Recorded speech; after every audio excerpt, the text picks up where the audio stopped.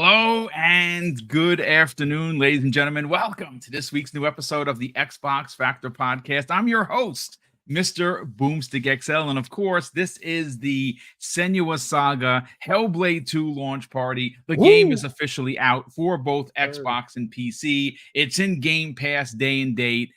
Some of the reviews have been through the roof, incredible. I've had a chance to, obviously listen to Khalif Adams' review, which was phenomenal, if you will, which is a little bit of, a combination of words. I got a chance to check out Randall Thor. I got a chance to check out Xbox Era. I have Paris Lily's review queued. I'm going to get to everyone because I really want to hear what everyone had to say. My review is out. I'm not going to front, folks. I was super nervous. I did it the best way I could. I'm not a video programming wizard, but hopefully you enjoyed the 10 minutes and 19 seconds. It took me 6 hours to write the script. I revised it the day of the recording. I've added some stuff. I took some stuff out. Again, I don't normally do reviews, but this one needed my direct attention. Hopefully you enjoyed it enough to kind of obviously hit the like button for it and maybe share it on social media. Let people know that I did do the review.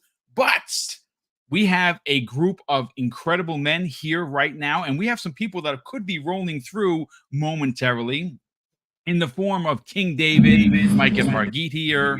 Hey. We got some background noise there. Well, listen, let's get into it. I Steel Rain, good morning or good afternoon now. How you feeling? Well, ladies and gentlemen, boys and girls, it's Hellblade 2 time, and we gotta find out if this is a truly Senua's sacrifice. Man, it's a great time, man. As somebody who became a fan of the first game kind of later on, I think I played the first game either last year or the year prior, and really fell in love with it, man, as a game that truly takes you on a ride. I was joking a little bit on Twitter earlier. I was like, I'm not taking no photos in photo mode. Because I mean, that's just how I feel playing this game, right? I've already had moments, and it's the same thing with the first, where you put that controller down, I think I got a second because it's a cutscene, and it's like she doesn't move, and you're like, okay, I see what we're doing here. So it's pulling me in. I'm about 90 minutes in. Can't wait to talk a little bit about it to see what we can get into. But there's definitely some interesting, I would say, takes to be had out there. As we were talking behind the scenes, some sixes, which nowadays would kind of say that that's a below average kind of game. But anyway, that's we'll talk about it, see what's going on. But I'm glad to be here, chop it up. It's great. It's a great day to be a gamer. And not only that, to be a fan of Xbox, baby. Let's get it. Yeah, it absolutely is. And thank you so much for being a part of today's show. Ham Solo, one half of the dynamic duo from TSWS Gaming. Ham, what's going on, my brother? How you feeling? He's muted. Or looks like my camera is having some issues right now, so I'm not really sure what's going on with that. But listen, you know what? You're here. Your handsome voice is 84 on the scene. What's going on, my brother? How you feeling?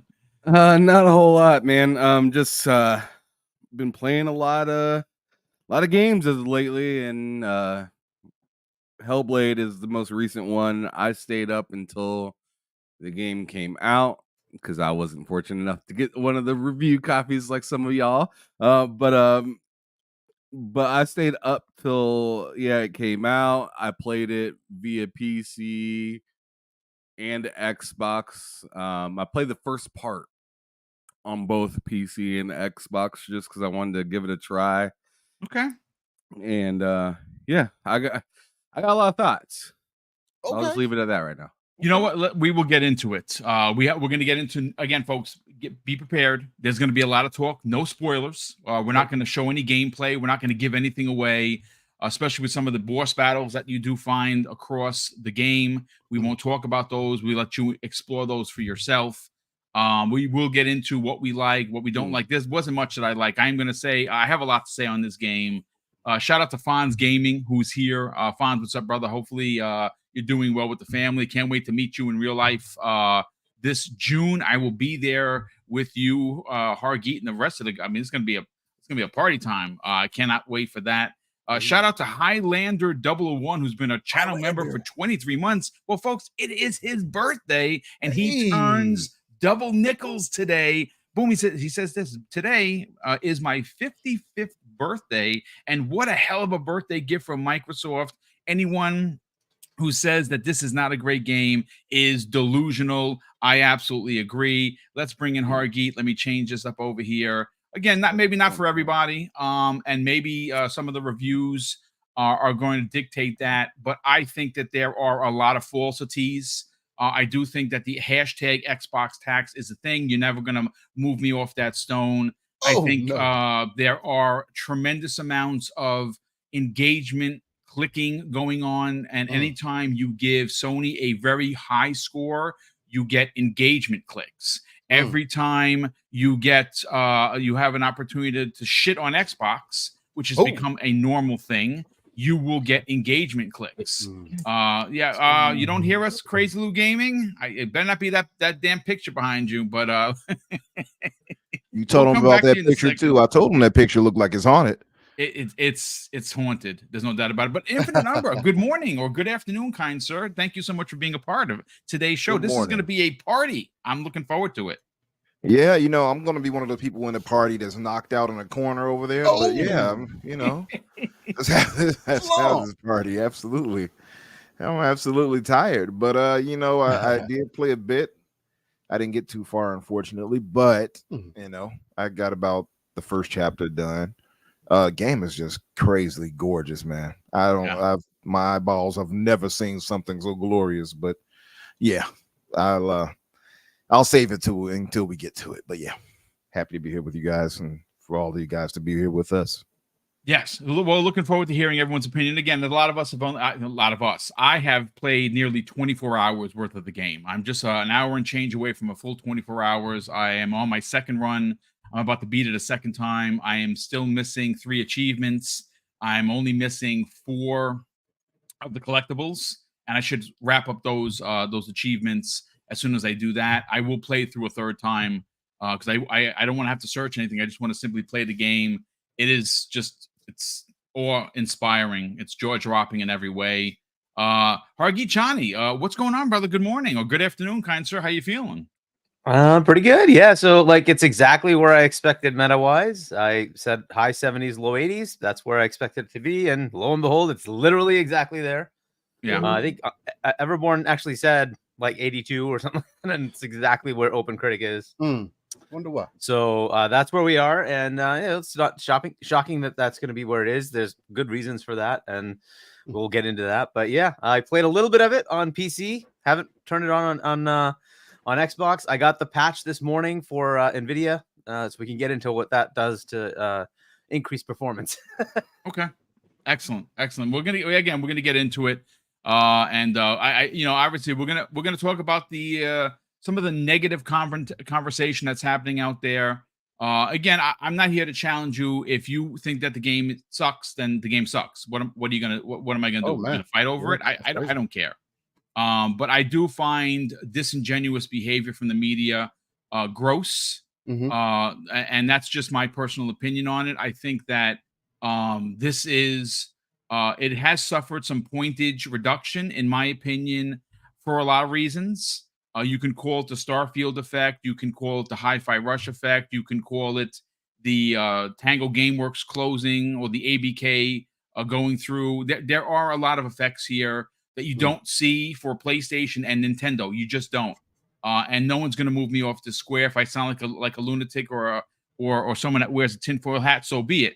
I will be that guy. But I will call it out when I see it. I have the one review, and again, I looked at a lot of them, and some have been super high marks, and they kind of agree where I agree, and some have been egregious takes. The one that I want to get into will be the one from GameSpot that gave it a 60 because, well, you know what? I'm going to continue the introductions. I will tell you why momentarily, but Crazy Lou Gaming, what's going on, brother? How you feeling?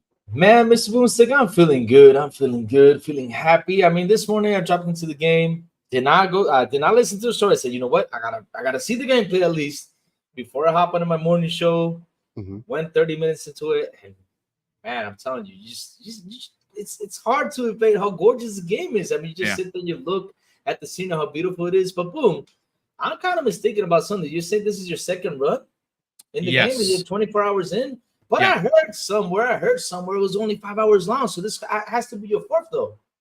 It would be, but my first run was 14 and a half hours. So I'm not exactly sure how someone beat it in 5 hours. Exactly. But, listen, you can go and check my gamer score, and it'll tell you exactly that I have 22 hours, almost 23 hours now. And by the end of the day, I'll have crossed a day because I'm going to try and mop up the 1,000 out of 1,000. But, listen, I guess if you are in a rush to play it for review, which I wasn't, because I got the code on Wednesday and enjoyed my playthrough and did how I normally play. Does it a quick point, Crazy Lou Gaming, to that is, how many people here beat Spider-Man 2018 and platinumed it? Well, my first run was 50 something hours. You said, wait a second, Boom, that game's like 12 hours. Because I play differently. I look at everything. I go in every nook and cranny. I don't rush through games. And Hellblade 2 is exactly what I expect it to be, 12 or 14 hours to a potentially 8-hour game, because I play them differently. But I'm similar to you when it comes to that. Yep. Yeah, I enjoy the game. I like gaming. That's why I'm a gamer. That's why I have a podcast. I don't rush through things to say, hey, listen, I beat it. Congratulations, I'm a winner. I don't give a shit. Enjoy it. But listen, want to welcome in nearly 650 live viewers. That is, of course, across X or Twitter, and I can tell you the numbers right here. 155 people watching live on Twitter. Awesome. Thank you so much for checking that out. And 506 people watching currently on YouTube. Welcome to today's show. Hopefully you're subscribed. If you're not, please consider subscribing. We are on the hunt, folks, for 15K, and we're almost there. We're like 5 and change away from 15K. It's a big deal for a small mom and pop organization like Double Barrel Gaming, but we're here to talk about Hellblade 2. Steel, I want to go to you first, brother. I know that you only have about 2 hours in. I just want to get your initial take. And where did you play? Did you play on PC? Did you play on Xbox Series X? Let's talk about it. I played on PC. I have a 5900X for those who care, and a 3080 Ti. Nice. And I'm playing at 1080p max settings. And it's currently, I have DLSS enabled. There is something that is off about that as well. Again, I didn't grab the graphics driver update to see if that made any real changes or anything. So don't know what's going on with that. I'll start with my main positives. My main positive for this game thus far is, if there's something that you want to see in your sequel, this is exactly it. Hellblade 1, the thing that I pride most about that game is, once you start, it's hard to put it down. That's the most memorable thing about that first game for me, is like, by the time I got to the end, I was like, oh man, I'm at the end. Wow. That was a really good ride. And that's kind of what I'm also seeing. Hopefully you guys can still hear me. I don't know if something happened right there. You're good. You're good. Okay, perfect. My screen flashed, but so for that is a very stunning thing, because that was part of the reason why I made a little bit of the comment of I wasn't going to take any pictures in photo mode. I ended up taking a couple, but it's one of those experiences where I don't want to pause the game. I don't want to stop. I want to continue to see what this experience is going to give me. Another standout for me, again, is the audio. Now, I'm not at a point to say that, oh man, it's leagues better than what the first game was. Again, I'm only 2 hours in. I can't say that's the case. I've been paying attention and really trying to listen in. And in comparison to the first game, I'm still getting those same feelings. Maybe a little bit more, because there is more of an audio presence as far as the voices and everything, and also having her father be there as at that additional voice, and have all the additional dialogue kind of up front as you're getting ramped into it again. So those are my main takeaways. Now, there's some, I wouldn't necessarily say negatives, but some things that I just feel on PC should not necessarily be an issue. The one thing that I will say, this game still needs optimization. It's not where it needs to be currently. It's probably going to be another 3 months out before it's like, hey, this is exactly what we're looking for. This is how it was intended to be released, at least from my experience. The reason I say that is because, well, one, before the game released, I didn't see any options to be able to turn DLSS off. So it was like, okay, you're going to be playing with DLSS on or some form of that on regardless. So I was like, okay, I can't turn this off. The other thing too is that when you enable VSync in this game, and again, this is only going to be for the people who care about it on PC. But when you turn VSync on in the game, for whatever reason, it'll lock it down to 60 in the menus, but then you get back in the game, it's back up to like 90 or whatever the case, or whatever I'm having it run at. And it's like, okay, so what's up with that? And I can't keep it set to wherever I want it. So not a major issue, but it's just like, okay, so why is that option not there? There's also some, I can tell there's a film grain effect on there as well. I cannot stand film grain in games. I get it for the cinematic effects, and this game does very well, does very good about giving you that cinematic feel. Again, from what I've experienced thus far, being 2 hours in, when you look at what the competitor is also offering you, this is literally along those lines, if not better, at least in the graphics department, right? This is in some ways, a graphical showpiece. Now, again, there's some inconsistencies there. For example, pixelated fog and things that you can notice in the distance. I don't know if that's because of they have depth of field enabled or whatever the case. It feels like that a bit. And it doesn't have the option to turn that off either. So it's like there's just little things that a mod is going to end up fixing down the road. Somebody's probably going to drop one a couple days from now. It's like, oh, the best settings or reshape. Isn't that just variable rate shading? What, VRS? Does it have that as an option? So if you it turn does that have off, VRS, but I didn't think depth of field would mess with VRS. I thought they were two separate things. that's the whole point of VRS, right? Is it's going to be like the far stuff isn't going to be as well defined, so it takes away resource heaviness. I'm about to play with it more to see and see what's going on. Because when So I played it for a bit, I turned it off and on. I didn't notice a real true difference. And maybe that speaks to something else that's there as well. Yeah. But trying to play again when I'm playing the game more than I am trying to fiddle with the settings and whatnot. It is truly more about how the game is presenting itself. And to me, for a sequel to the first game, thus far, it seems like they're hitting all the right notes. The combat, again, it's crunchy. It feels good. It is predictable in a lot of ways. And again, that's how they've intended it. You can tell that that's the case. I'm playing on dynamic difficulty, so it adjusts to you. So again, if you're in there smacking people around, then it's going to make the game harder for you. And it will continue to do that. So thus far, I mean, that's kind of my first impressions of the game and little things that I've noticed. Haven't been able to write down anything else concrete because again, I'm still trying to take it all in as they're ramping you back into the experience, because that's literally how it feels.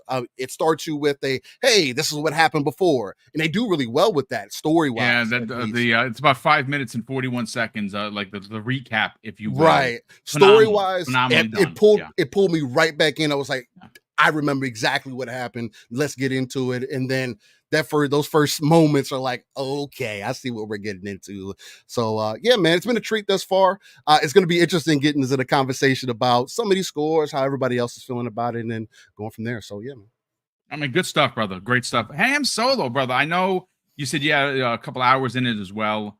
I want to get your hot take on it. What are your thoughts so far, man?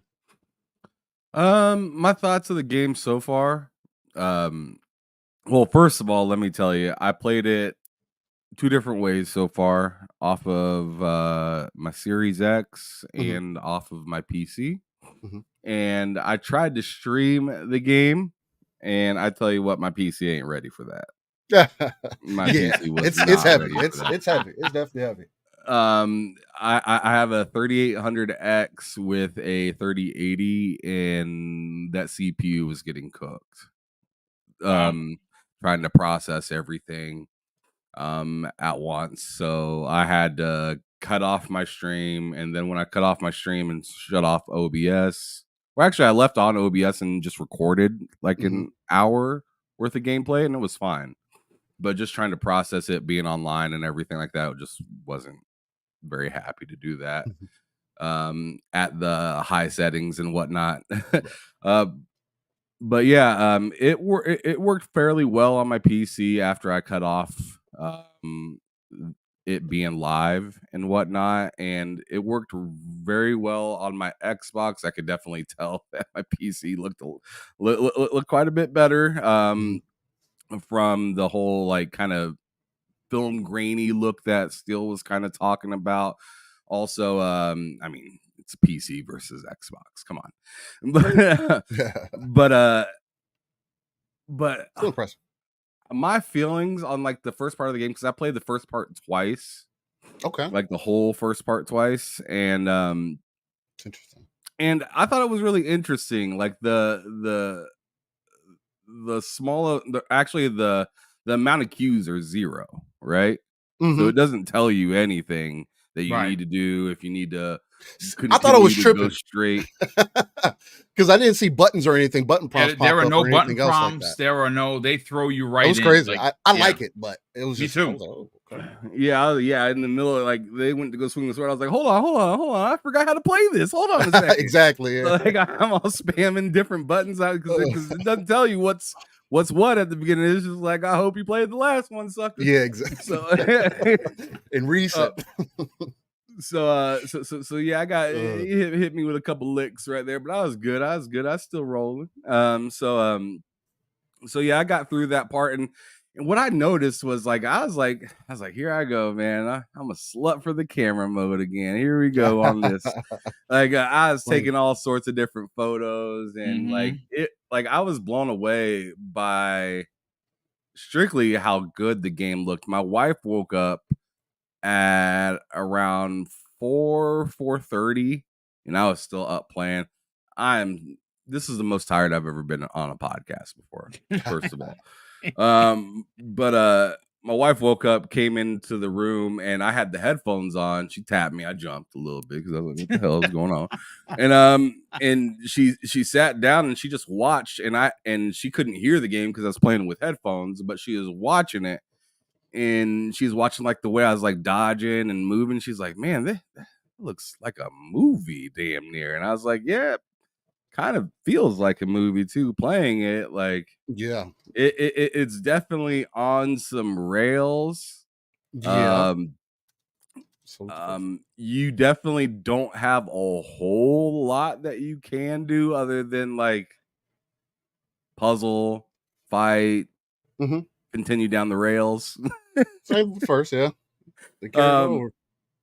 I would definitely say it's a really good game. It's definitely not the most fun game I've played this year, but it is easily the prettiest game I've played this generation, in my opinion. That's fair. So, in my opinion, it just kind of depends on what you're looking at for this game and what your expectations kind of are, and they kind of were the exact expectations as I thought they were going to be. Very much as people say, like Horizon and stuff like that. It's a showcase piece for PlayStation, like Horizon Forbidden West was. That's it's kind of how I feel about this game. Like this game is like a showcase piece for Xbox. It's not the most fun game. Neither is Horizon, for goodness sakes. Right?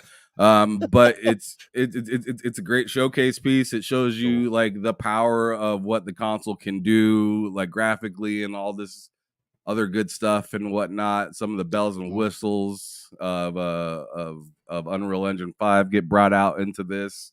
And it's just a really good looking game. It's and the story is very meticulous and detailed. But it's definitely, I feel like it's definitely in its own lane, kind of like genre wise. It's hard to really compare it to very many other games just because of how deeply woven the story kind of is, mixed in with you kind of just staying on beat. Like this, like so many games nowadays are very much like freedom. This game is like not very much freedom at all, and I feel like that kind of scares or makes some people uncomfortable. It's a great point. Again, I had the privilege of running through the game once, almost a second time right now. I got incredibly invested in some of the characters that people will meet. There are tremendous amount of emotional beats with these characters. Mm-hmm. And the story is, for me, leaps and bounds better than the original.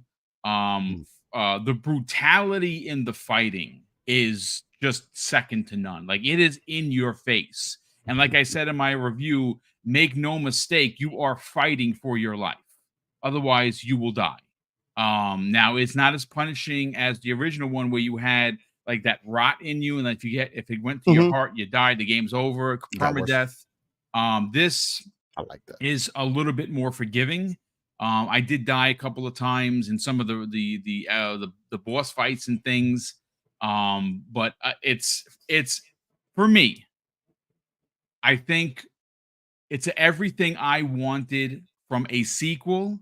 And one of the things that I will say, reading many reviews, and I've read it probably about a dozen of them so far. I will probably double that by the end of the evening, because I want to get everyone's takes, whether it's disingenuous or not. And I think that one of the takeaways from a lot of people is this is being reviewed for as what it's not. Like, people are reviewing this game as, well, I'm disappointed it's not God of War. Well, it's not God of War. It is not Horizon. Yeah, the first game wasn't. Yeah. The first game was Hellblade. This is Hellblade 2. This is a sequel. This has all the bells and whistles you could want. They improved the combat 10 times over. They took the criticism with the ridiculous puzzles in the first one, which were mind warping at points, where this you still have to, think about it, but it's not to the point where it's egregious or it pulls you out of the game. Like, oh my God, another puzzle. They are spaced enough, at least in my opinion, and again, it's my opinion, where they do matter. And they do tell a story of what is happening and why you're doing the puzzles.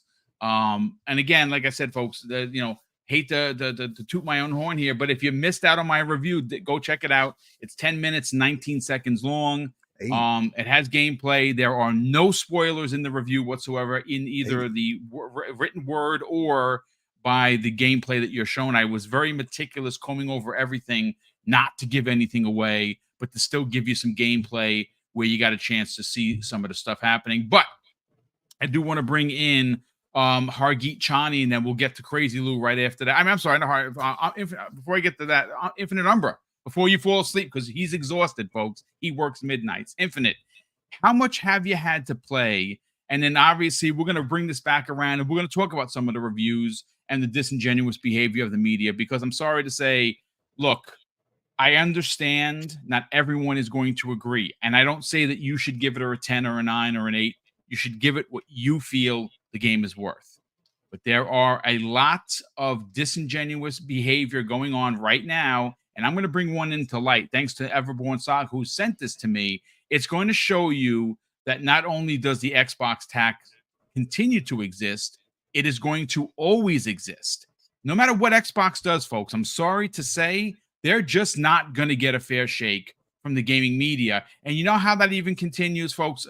Again, sorry to bring this up, and I'm not going to just, gum up the podcast, but breaking news. IGN Entertainment has acquired Eurogamer, VGC 24/7, Paper Rock Shotgun, GI Biz, and more. They have purchased basically all of media. No, I thought acquisitions was bad. Well, apparently not for IGN. Only when Microsoft does it. That's all. Okay. Yeah, only with Microsoft. But listen, I do want to get to the super chats. There's been quite a few of them. Umbra, Not IGN. I know it's shocking, right? IGN is acquiring all of the gaming media. No! They can control it. It's over. Everybody's evil now. The Empire. Oh my Jesus. God! The Dark Empire has once They again said risen. FIGN. They said F you. Right, Yeah, the they capitalist did. Anakin. They did. So listen, Talk let me about buy your company. Let me just Where's catch the up on these FCC? super chats, brother, and then we will get to you. Let's welcome in 1,100 live viewers across both Twitter Beautiful people. and YouTube. That's crazy. Thank you so much for tuning in. We super appreciate it. Judzilla Music drops a very generous £5 super chat and says, awesome job on the review, Boom. Game is visceral and powerful stuff, brother. Yes. Thank you so much for checking it out, and thank you for the generosity. Nightwolf3186 drops a very generous $5 super chat and says, curious, what you and the panel think about Mr. Matty Plays review. I saw his title and I put him on the pay no mind list. That's what I did for Matty Plays. Not because I think he's a terrible person. I'm just not going to watch his review. I'm not going to click. So if people do, you let me know what you thought, because I'm not going to watch it. That's just me. I don't like click engagement titles that are going to use negativity as a weapon.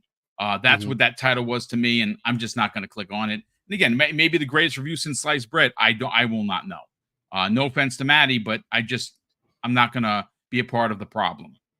Juan drops a very generous $5 super chat and says, reviews be like Hellblade 2 is a sequel to Hellblade 1, 6 out of 10. What were we expecting? We're going to get into that. JJ saying 117 drops a very generous $5 super chat and says, awesome. IGN and Eurogamer giving this game good reviews is awesome. Ponies are coping and forget that many great games are less than 8 hours. Is it an 8-hour game? Okay, for maybe some. And if you beat it in 8 hours, I know some people have, that's awesome. I don't need a game to be a 50-hour, romp for me to be like, wow, this is a really freaking good game. I was emotionally moved. I love the graphics. I love the music. I love the sound. I don't put a time. If I enjoyed the game, I just enjoyed the game. Yeah, baby's Farva was a very generous $2 super chat and says, great job on your review, Boom. Yeah, thank you. So that's very kind. I'm getting so many nice words like that. I appreciate it. I was nervous as F. I'm not going to lie when I did that review, because I wrote the script. It took me about 6 hours. And then the day of the recording, I did a revision and I had to kind of move things around a little bit, because I recorded once, listened to it. I'm like, yeah, something doesn't seem right. So I then rewrote it the day of, and I was like, oh man, rewrites the day of is never really a good thing, but it wound up working out. It was my second go around was better. So thank you so much for the kind words. Lieutenant Hulk drops a very generous $5 super chat and says, y'all got to check out CNET's video about Copilot PC event. The new Surface laptops are way more powerful than Apple laptops. And the new laptops, the new Xbox will be a beast. It's funny you say that, Lieutenant Hulk. I was literally talking to King David this morning, and he was doing some research on it, and he was telling me literally the same thing. Like, the next Xbox is going to be bonkers, and I'm here for it. Your baby's Farver drops an additional very generous $5 super chat and says, boom. That story also says IGN is making redundancies, so they're acquiring smaller companies and they're laying people off. Strange how that works, huh? Interesting, brother. I did not even know that. Man, business. Business. I know, business 101. How dare you? Infinite number. Let's talk about it. Hellblade 2. It's finally here. Again, a lot of really high praise, a lot of low-hanging fruit for some, but what's your opinion, sir? Well, I mean, so far from what I've played, like I said, I've only done about the first chapter, and really, like I said, man, the game is gorgeous, man. It's probably, I think, when you talk about games that like challenge what our perception of what we believe can be done in games, this is one of the games that does it, right? Like, you'll look at this, you'll look at Horizon Forbidden West or something like that, and you're like, okay, this is gorgeous. Now, you might fall asleep to Horizon, but it's still gorgeous. But this right here this game is just, man, like, you see the effort they put into the visuals. I mean, this is why I'm an unabashed Unreal Engine fanboy. No apologies there, sir. No apologies. I don't apologize for it, because this is where we need to go. Now, I want to know, like, how far we'll have to get before we really, really get Unreal Engine to play out the way we want, because it's still heavy on these systems where it just causes a lot of problems typically for so many people, as we've seen. So I know it feels like with all the time they've had on here, and then you're hearing the time that you only get in gameplay wise is from 5 to 8 hours or whatever. It seems like, I don't know if it's a matter of they can only get so much done because of the people they have. Like they're not the biggest team. I think it's about 80 people that worked on this. 80 right? people made the game. Yeah, that's So, confirmed. Yeah. Yeah, but it just makes me wonder about like how far we can go once they really get once teams really get a hold of Gears, like Gears, for instance, Gear 6. I wonder how far they're going to get with Unreal Engine 5. But that aside, man, the game is gorgeous. The sound is as beautiful as it was in part 1. You hear all these different voices talking to you. I start to feel like Randy Orton out there, you know, all these voices in my head. It's beautiful. Like it really, like the sound and visuals are top notch. No question. And you see the motion capture and all of that is nice. You see the detail in the clothing and the rain, you know, glistening all over her body, as they would say. All of that is just really well done. Then I got to the combat. I will say this. Maybe it was because they were trying to introduce you a bit. It felt like the guy was waiting for me to cut him. I'm like, you gonna fight me? Or so I think it was probably just an introductory thing. Yeah, so, it was his presence, the way he was kind of treated. That's what I got from it as well. Yeah. It was like, hey, come on, like you're playing now. Let's get into it, kind of thing. Right. That's what I was thinking. So I can't really give a full breath thought on that, but unfortunately, but it just felt like he was waiting for me, like, come on, come on. Were you on dynamic difficulty, or were you on like one of the settings, easy, medium, hard? You know what? I didn't even look, being honest, but I got it starts off by dynamic by default. Yeah. Okay. Oh, okay. Then I need to turn it to so hard. it might be that AI is like kind of cut back. It kind of figures out what you can do, how well you do it. Right. Okay. That might be it. Maybe I need. Yeah, I'm gonna check to see. Try if I playing on medium, and you will be challenged. I'll say that you will. And real quick, just for a lot of people may or may not know this, once you run through the game, you get the ability to turn on narration from some of the characters that you've met. Please do that. Please do. Once you run through the game, you'll be able to have narration from some of the people you meet in the game. Freaking phenomenal.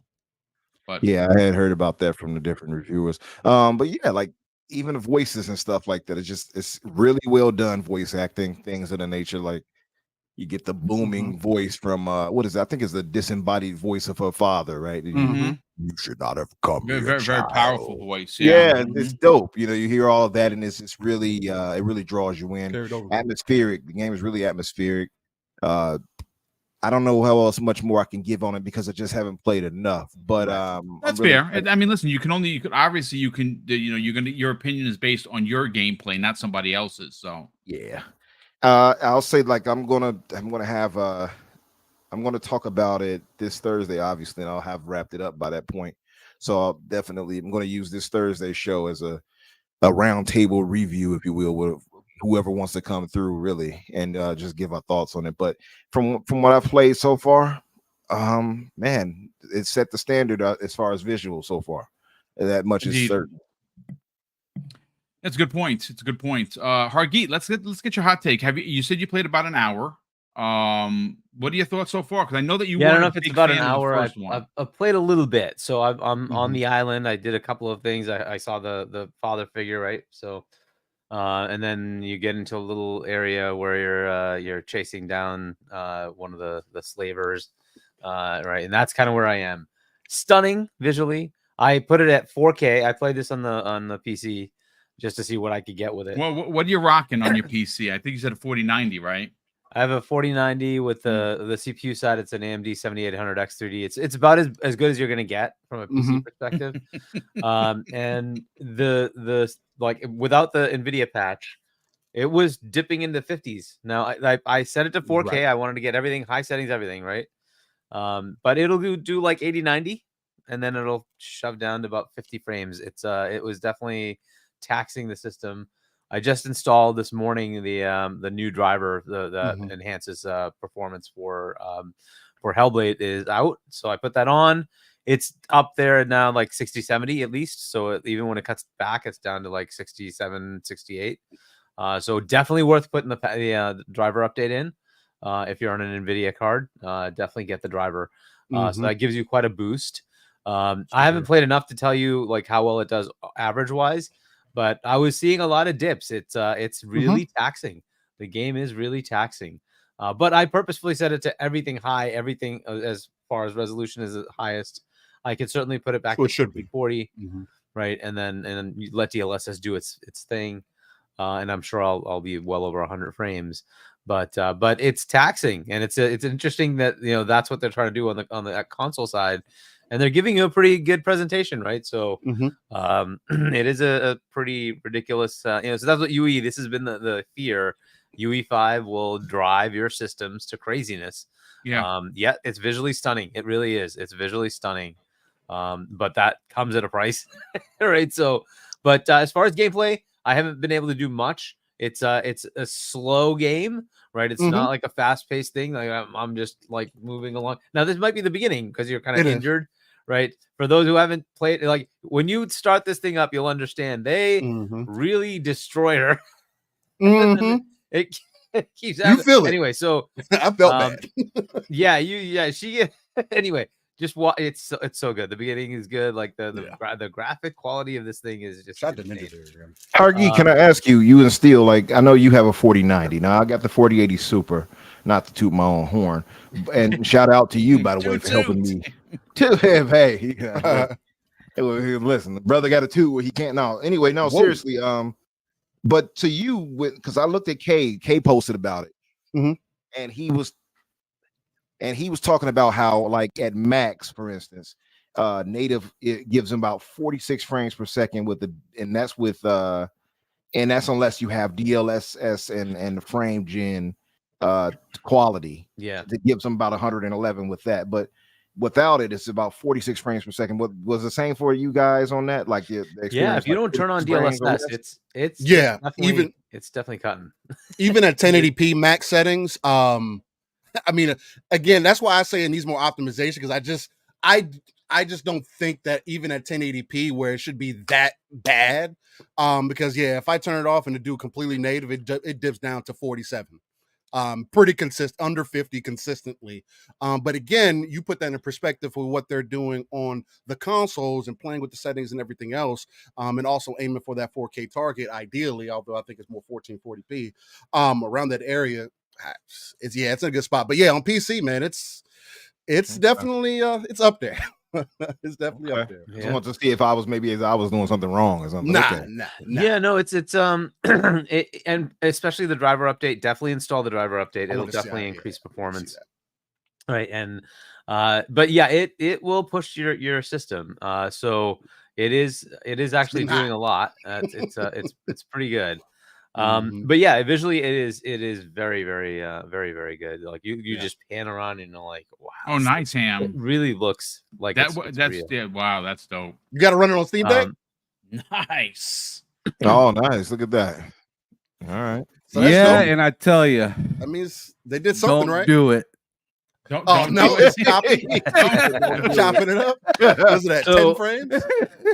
I'm telling you, like. I'm fluctuating anywhere between, like, it looks pretty good right now. Like, this looks great right now. Yeah, that's on that screen. Yeah, for sure. You got it like 720p or I have it down to I have it down to 800p because that's as low as it'll allow it to go. Okay. Dang. And I mean, it looks good right now. Yeah. And I mean, with the sound and everything. Now, you're trying to play it natively or you trying to stream it? No, it's not streamed. This is downloaded natively onto my Steam Deck via Windows. Because are you going to try to stream it and see how it plays through it? I'd imagine. Am I going to try to stream it? Yeah, you can stream it. Using the cloud on it, you might play it better. Probably not. Has anybody played it on the Series S? I've heard a couple of people say it looks pretty good on the S. Yeah, I've seen people on Twitter say they played it on. They've been playing on the S, and I haven't played it on it personally. And it still looked good. It's still, again, for it to be on the Series S at all is extremely impressive to me. And for it to be running at 30 frames, I want to know what the resolution is like for real, if it's under 1080p or not. But if it's over 1080p, 30 frames, and it's still at a decent quality, at least from what I saw from people's pictures, that's impressive enough in itself. Is the Digital Foundry thing out yet? I'm sure they'll have it, right? They'll I'm sure. I hope so. So I mean, whatever. Like, no matter how you cut it, it's looking pretty good as far as the visuals, right? On the X at least, We'll see on the S. It's apparently good there too. Right. So it's going to be a pretty good presentation as far as like the Digital Foundry thing. I'm sure it'll be fine. Yeah. This is definitely using a lot of the features though, so which is good, right? The features of the Xbox Series X. So that's cool. We'll see how far that drives it, and then what they get out of it from resolution and all that. But it looks good, right? And that's what you really want to see. 30 frames, of course, but on PC, like it. And that's why it's impressive that it's running that well on the X or even the S, is that it's killing a PC. Like I have a 4090 and it's like they're not at 100 frames. I'm like, holy crap. So I have to bump the resolution down. I don't usually do that ever. I pretty much just say 4K, max everything and let it go. And I'm usually at 100 plus frames easy. Like, and it's not doing that. It's really stressing the system. It could be poor optimization. That is a potential, but I think it really is just UE5. At its like max, it's gonna stress systems.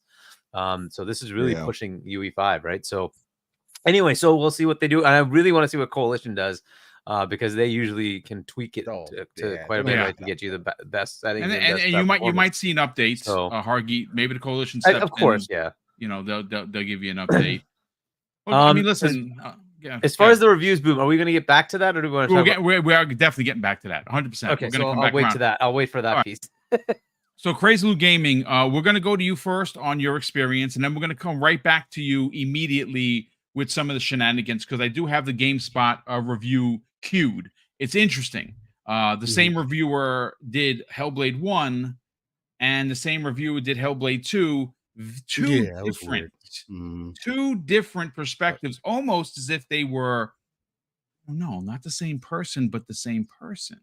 We'll get to that in a second. But Louis, let's talk about it, man. Hellblade 2, have you had a chance to play? What are your thoughts so far?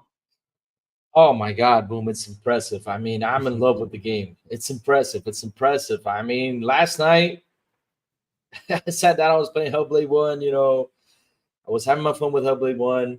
Because I said, you know, it's time to play. Let's advance through it. Let's see how the game looks compared to this one. And I thought it was going to come out at 12 o'clock last night. I was like, man, let me wait till 12. Let me see. I want to see what's going to happen. When 12 o'clock hit, man, I was like, oh, it's at 4 a.m. I was like, no, I got to wait a couple more hours. But you know what? I went to bed. I had a little chat with Hargreet, man. He was right about the reviews, but we got to get into that later.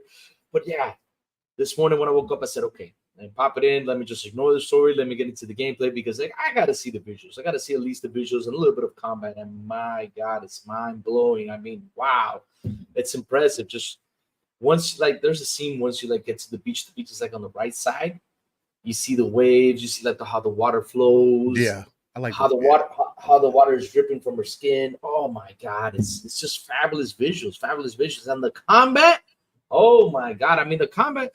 Because I was playing Hellblade 1, right? And to see like the difference between the combat between Hellblade 1 and 2, I was like, oh man, it's actually, you know, like these guys, when they come and hit you, they really come and hit you. I mean, they're like, oh man, they're hitting you with all their might. And you do actually kind of like feel it. You feel it with the sword fighting and everything. It's like, oh, it's amazing. It's amazing. The combat's really fun. And I was like, man, I got to get back to this later on. I got to see what the story is about, since I just didn't pay attention to nothing to it, because it's like, oh man, rush. Let me see the gameplay so I can hop in the morning, you know, talk a little bit about the gameplay. And man, it's been fun. Really fun game. Can't wait to see more what's about it, you know, with the storytelling and everything. And the sound. Oh man, you know, one of the good things I love about this game is when I turn on the subtitles, right? Because with the first one, subtitles are on. But like when the voices speak to you, sometimes you're like, what's she saying? What's she saying? But now you can actually see the subtitles in beneath, like, you know, with the voices. And I'm like, oh man, that's better. So now, in case I didn't catch it, I can actually read about it, and that's fabulous. So yeah, the sound is amazing too. It's beautiful. I mean, they did an amazing job. They really ramped up with this Unreal Engine 5. And I can't wait for Gears of War. Oh man, if Gears is gonna be Unreal 5, man. But yeah, been having fun with it. Listen, I'm glad you're enjoying it. I am gonna say this. Couple of things. Oh man, this is great. Hold on just a second. We got him jumping on for a hot second. Paris Lily, what's going on, brother? How are you feeling? No, I'm good. I know you. I don't know how much time you have. I do want to get your hot take on Hellblade 2. I have your review queued. Obviously, I ran out of time because I worked out before the show. So I listened to Khalif's. Khalif's was phenomenal. I would imagine yours. You said I think it was like 19 and change. I'm looking forward to it. Let's talk about it. Hellblade 2 is out. It's available on PC. It's available on Xbox. Also, you can find it easily on Xbox Game Pass, or you can buy it for $50 digitally. There are no physical copies as of yet. It's only digital. What was your experience, man? I mean, I enjoyed the game, and yeah, my review that I just did on my YouTube channel, because I'm going to jump on Kind of Funny in an hour, and we're all going to talk about it together. Mhm. But my review is about 20 minutes or so, and I enjoyed it. I love the game, but it's not perfect by any means. I do have issues with the combat. I had to ramp up the combat to a hard difficulty to feel like I was getting something out of it that felt enjoyable. The audio obviously is phenomenal. I mean, that's what Ninja Theory is great at. The puzzles were disappointing in the sense that they were just simply too easy. You're able to kind of quickly figure them out and navigate through them. But the visuals, I mean, this is next gen visuals. I don't know how else to say it. I even said during my review, this is the Xbox Series X redemption tour with this game from a visual standpoint. I played it on PC as well. And, you know, again, just very stunning there. The thing that I'm seeing is it's very polarizing, which I knew because I was talking to some other people that were reviewing the game ahead of time. So I knew there was going to kind of be conflicting thoughts about the game. So it's very polarizing in that way. But the thing that I said in my review, and the thing that I'm about to say in an hour, because I already know this panel is going to be so funny when we do it. But I didn't go in expecting to get some God of War type experience, right? Because I do wonder if that's part of it, because I played the first Hellblade right before, because Greg and I reviewed it. So that was very fresh in my head. And this feels like, for better or worse, a continuation of Senua Sacrifice, going into Senua Saga.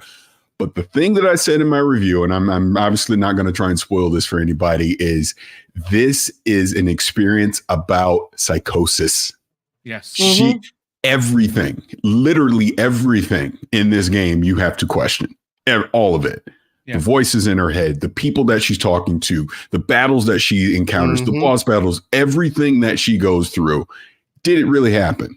And that goes back to the first game into this one. So, like I said, I enjoyed what it was. And like I said, I knew the reviews on this were going to be extremely polarizing. I mean, I've obviously seen the comments about game length and all that too, which I did touch on.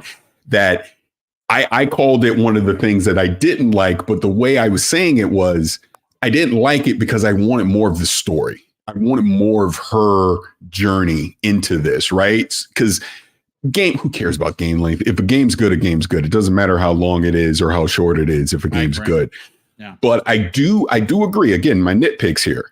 I do think the way that the gameplay is structured in Senua Saga, if this would have been a 12, 15, 20-hour experience, it would have got extremely repetitive with a lot that was happening. They would have had to have add other gameplay mechanics in this to extend the time beyond what we had. So to have this be, you know, a 7-hour experience on average, not to mention when you do complete the game, you get other narrators. So you get a different perspective. Yes. Yes. Yeah. So I'm fine with it. Like I said, I was not coming in here expecting this to be the savior of Xbox or anything crazy like that. I knew this was a Ninja Theory game. I expected, what is Ninja Theory good at? It's going to be the audio presentation, and it is going to be the visuals that we obviously knew that were coming with Unreal 5. So it met that expectation for me, but I do understand people that would go into this and be disappointed, but I'm fine with it, I guess is what I'm trying to say. I was not let down by this. I love the game. Yeah, good stuff. And I did actually literally mention that before you jumped on about I've gone through it. I'm about to beat it a second time. I'm hoping to finish up the achievements on my second run, and I will play it. I want to play it with different narrators because it does change the game a bit with the different narration. And you do get that option You can stage select, so you can go through the different chapters, or you can just start over like I'm going to do from start to finish, nuts to bolts. I loved it. I quite enjoyed it. I was not expecting God of War. I was expecting Hellblade 2. I am going to say that you bring up a really great point about the length of it. Here's the thing. Some people will play the game and they will lose an experience regarding audio by just playing the game. It is suggested right from jump that you should use audio. It does. You should. You are cheating yourself out of an experience. But here's the thing. To your point, Paris, if it's 10, 15, 20 hours, I'm sorry to say I'm very mentally strong for a lot of reasons personally. And the voices are heavy and they're taxing. And when you wear the headphones over your ears, like you're wearing yours, and they are talking, and you saw how they did it. They walked around the microphone. It's polarizing. And like I said, the best thing I can say is that it is taxing on you as a gamer to have that. So the experience of, like I said in my review, the experience of psychosis, I don't know what that is. Thankfully, I have not suffered from that. But this is damn close as I think I ever want to get to seeing and how people experience this on a daily basis. Very powerful stuff that was done here. And it is Ninja Theory. Game is gorgeous. The sound, again, for me, I really enjoyed the combat, to be quite honest with you. I thought it was a step up for me. But, especially, and I, like you, I did raise the difficulty a little higher. You are fighting for your life. When you mess up, you're dead. That's just it. It's, again, I thoroughly enjoyed it. I think that this is a showpiece for gaming as a whole. I think that this is going to set benchmarks for the developer populace moving forward. I mean, we did hear that Insomniac Games themselves saw this game and they want to benchmark this as for them as a development studio, what they did here. That's saying something. That is powerful words. And obviously they didn't say it. We heard it during the leaks, but this is what they wind up saying. So I'm very interested. I cannot wait to check out your review, but I'm gonna be very interested to check out XCast. I know there's gonna be a lot of conversation today. Super appreciate you hanging out, brother. Thank you so much. And again, we get a chance to meet in person this June. I'm looking so forward to that. I'm so excited. Yeah, that's the other reason I wanted to. Matter of fact, I had a meeting canceled, so I had a little more time. If you give me a little bit of grace, as much as you want, brother. But no, I mean that was like we were chatting on DM before I came on, and yeah, dude, I'm excited to meet you in person at Summer Game Fest. You said you'd be at the Summer Game Fest. I don't even know what Keeley calls it, the Summer Game Fest showcase or whatever that is. I think it's the Summer Games Fest. Yeah, on the 7th. So that would be a lot of fun. I'm looking forward to seeing a lot of people because like even last year, going to that, got to meet a lot of people in person. So really looking forward to that. You said you'd be at the Xbox showcase as well. Yes. So look forward to seeing you there too. It's crazy for me because man, I will give Keeley this credit that he has ramped up Summer Game Fest because I've gone to every one. This is the third one now that he's done where there's like the play days where you get hands-on stuff. This is the busiest I've been since Prime E3.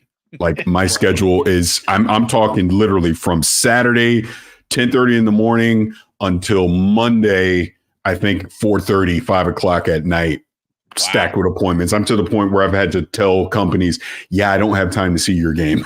And other ones moving around. It's nuts. So I'm really looking forward to that. Like I said, I'm looking forward to meeting you. I know I think I saw Kei Asante in the chat. I know he's going to be there. I'm looking forward to meeting him in person. Wait, Hargi, you're going to be there. I know you're going to be there. You're probably. Yep, I'm there. And we need 2 more people to kind of get in. I like chat. If anybody won and has FanFest, if you have a +1, let us know because we have 2 people left that we need to get in.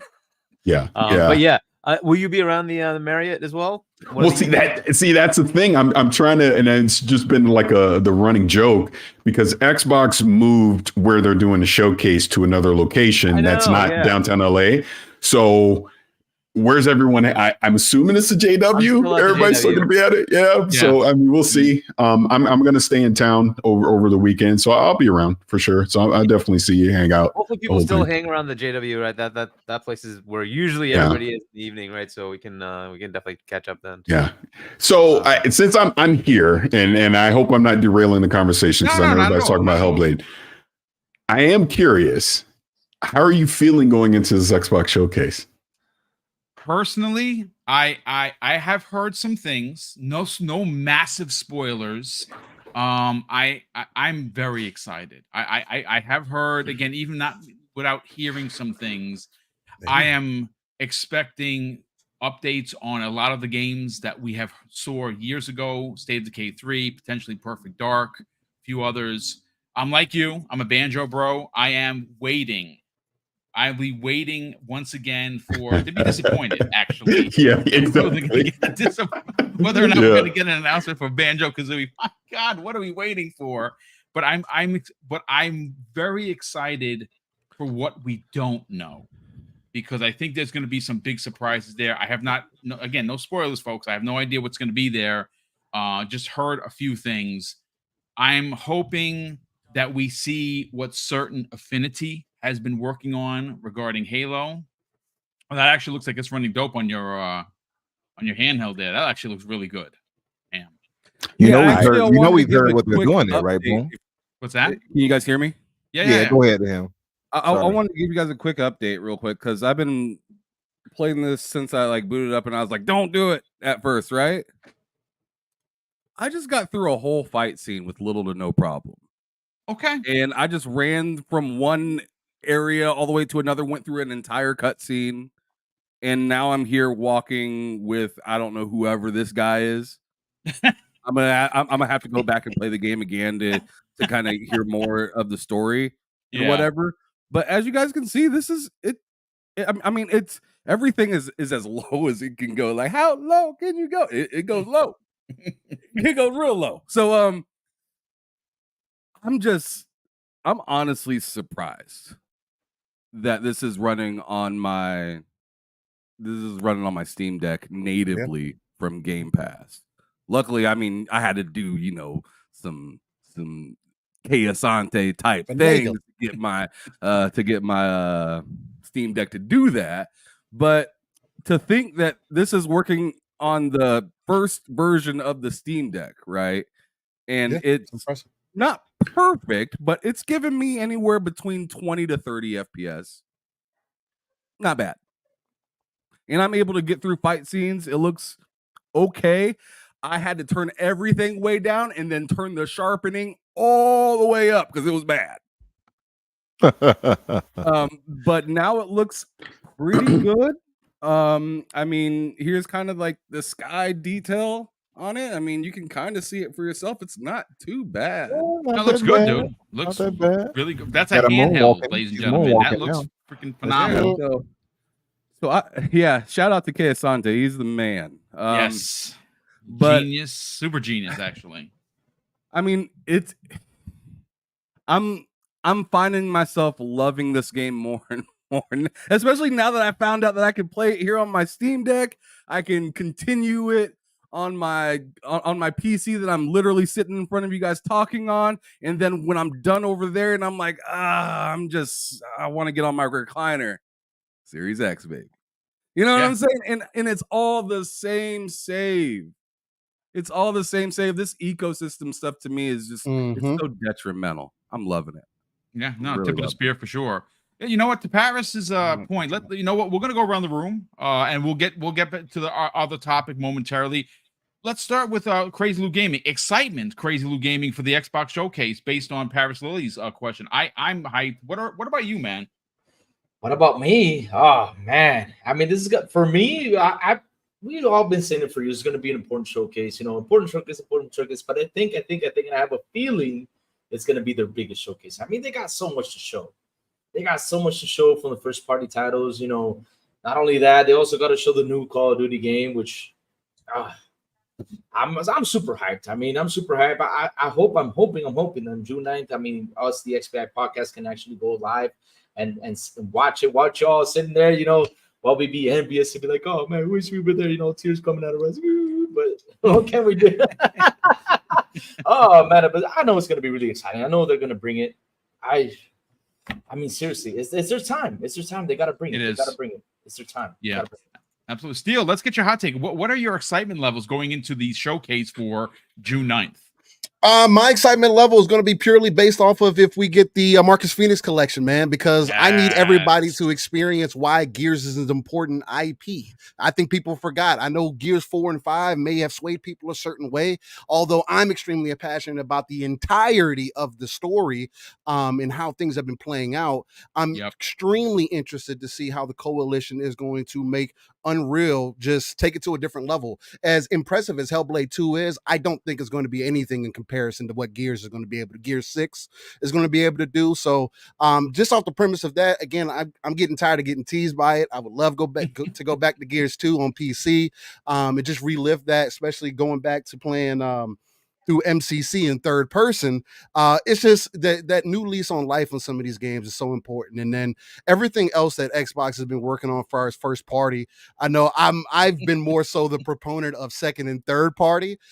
Even in 2022, when people said, oh, first party this week, I was like, I don't know, y'all. These deals that they cutting to get these games in this service, though, I'm playing more games than I've ever have.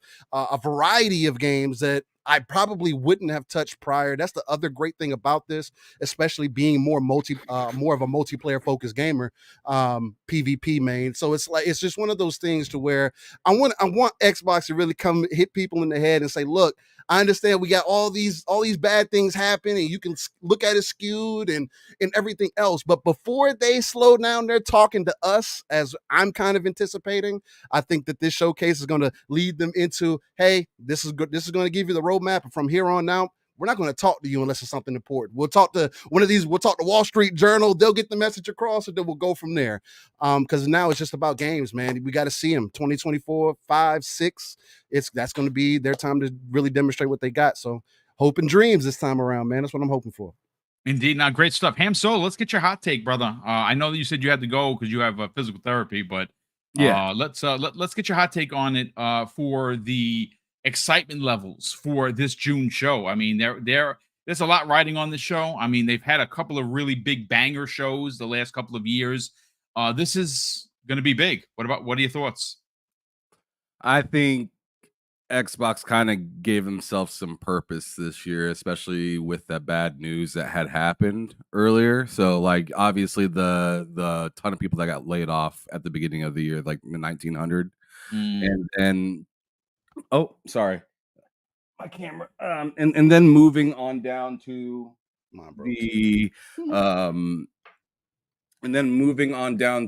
like the most recent piece of bad news, which was like the Tango and Arcane layoffs, right? Yeah. So like I felt like they were just kind of like, all right, let's go on ahead and just get the bad news out of the way, so we can go on ahead and get to the good news that is going to be Hellblade, that is going to be the summer show, and then the games that come out for the rest of the year.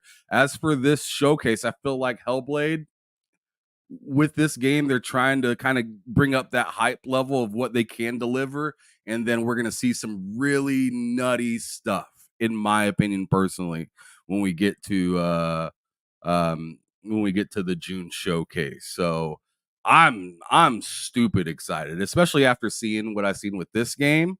I'm very much interested in like the rumors that's been being pushed around about like Gears of War. I mean, because we know the Coalition, when we're talking about Unreal Engine, they are like the masterminds, right?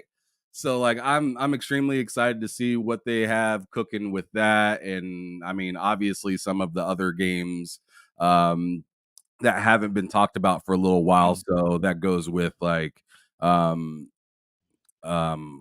was that one game that I was thinking of? Shoot.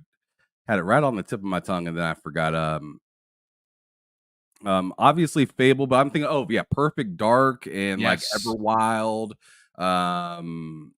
Let's see, the zombie game. State of Decay 3. Daylight, but it's not that. It's State of Decay 3. State of Decay. Thank you. State of Decay 3. Yeah, Unreal Engine 5, by the way, with the help of the coalition, which I'm super stoked for. I mean, I'm south of midnight. I'm excited to see what that game actually ends up It might be looking like. soon.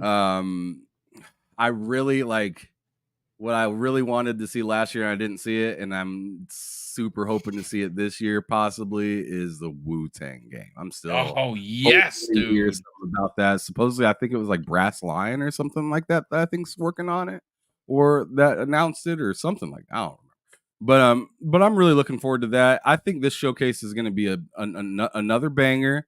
It's really See, Xbox has had some pretty banger showcases in the last few years, but really, to me, it's what they do outside of showcasing that matters. And as long as they can maintain the kind of consistency that we all think that they're capable of, I think the rest of this year, including this showcase, is going to be badass. Yeah, good stuff, man. Appreciate that. Infinite Number, let's get your hot take, bro. What do you think? High marks, low marks? What are your expectations? Gonna keep it quick. Yeah, man, I'm at a 9 out of 10, I suppose. I've heard some things already behind the scenes. I don't know how true they are. The obvious being Gears 6, Gears War Collection. Now I'm hearing some bad things about the Gears of War Collection too, but I won't get into that. But also Paris up. That's all that. Also, of course, we have Contraband. I see some people mentioning that in the chat. I expect to see that pop up finally. You mentioned State of Decay 3. I can see that possibly popping up. But I'll also Umbra, how about Exo Mecha? I've lost interest in that. The game's a myth. Yeah, I lost interest in that one. But yeah, Gears, Perfect Dark, the not 343 Halo as it was described. So the spinoff in Unreal Engine, by the way, apparently that might be there. So we'll see. Yeah. Those things I'm excited about. I don't know if this is like something where Xbox needs to. They have to wow us, because I think they've already kind of got us, and they did that I think last year. So this right here, they just need to keep up that momentum. It's still going to be more terrible news, I think, in July and all of that. That's so, and going forward for the rest of the year, with these layoffs and stuff like that, because I don't think we're at the end of that yet. No, I would imagine the industry is going to continue to devolve, if you will, and it's a real scary time right now for developers. We've had already over 10,000 layoffs, which were more than all of last year, and we're not even at the halfway part of 2024. Very frightening stuff. Yeah, but other than that, yeah, 9 out of 10 excitement for me. Hoping for it to be a good show. Yeah, absolutely. Hargi China, let's get your take on it. What are your you're going to be there with us? We're all excited. But how excited are you? What are you expecting? Yeah, I'm pretty hyped about it. I think it'll be a pretty good showcase. I don't want to get too detailed in it. I think we'll probably have a one of these podcasts just to go over. Yeah, as we get closer.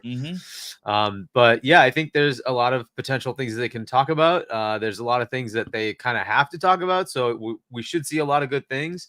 But this year you could end up with COD, Gears, Forza, and Halo all in the same showcase. And they're all their properties now, right? And there's so many more things they could talk about, along with potentially maybe even update on Fable or something like that. We'll see, but there's so much. And then I want to also temper things and say there's a lot of other showcases. Just keep that in mind, that you're not going to see everything here. They're going to hold stuff for Gamescom. They're going to hold stuff for Tokyo. They're going to hold stuff for Game Awards. They're going to put stuff on Keighley in Summer Game Fest. You're going to see stuff all over the place, and I like that. Right. And, I want to, make sure that the train keeps rolling, that every one of these showcases, you walk away saying, oh, Xbox is doing what? That's what I want. Like, because they have that now. They have so much content. They have so many studios. They really should be able to do that with pretty much every showcase, especially ones that are multi-plat showcases. Right. So, but even Nintendo, when they're going to come out, you're going to get a new Switch. and it's going to have Call of Duty, it's going to have Elder Scrolls Online, it's going to have Fallout 76, it's going to have Overwatch, right? On and on and on, right? That there are going to be a bunch of Xbox games that will show up on that showcase, right? So it'll be a Nintendo plus Microsoft showcase. That's just how it's going to be, right? Because they just have so much stuff that will invariably, a lot of that will be on other platforms, right? So you're just going to see that almost everywhere. Even Sony will sometimes be showing, like they did when the PlayStation, games, the Xbox games came over to PlayStation. They're showing them like that. This is the stuff you're going to keep getting, right? Nintendo had Grounded, and you're going to keep getting this now. It's just the way it is, right? So you should keep expecting to see more and more of that. So I want to temper that, and don't expect everything at the June showcase, right? They're going to hold stuff, and it's going to be on other showcases, and that's a good thing. We want to have, like, the Game Awards. That last Game Awards was an Xbox showcase. Whether you like it or not, it was an Xbox showcase. And I want the next one to be an Xbox showcase. And they have enough content to make that happen, right? So that's just keep that in mind. You may not see every one of those games that you're looking for, but that might be because they're holding it for another one of these things to get more eyeballs on it, right? So just keep that in mind, right? So, but yeah, I'm very hyped for it. There's plenty of cool things that they have to show us, and there's plenty of cool things that they probably are giving us as surprises. So we still have a lot of cool things, and I know, Paris, you're a part of it in some way, right? You mentioned you're a part of something, right? So I don't know what you specifically are a part of, but it was not Flight Sim, whatever it is, but you're doing something. No, I'm not. I'm actually not. I'm not.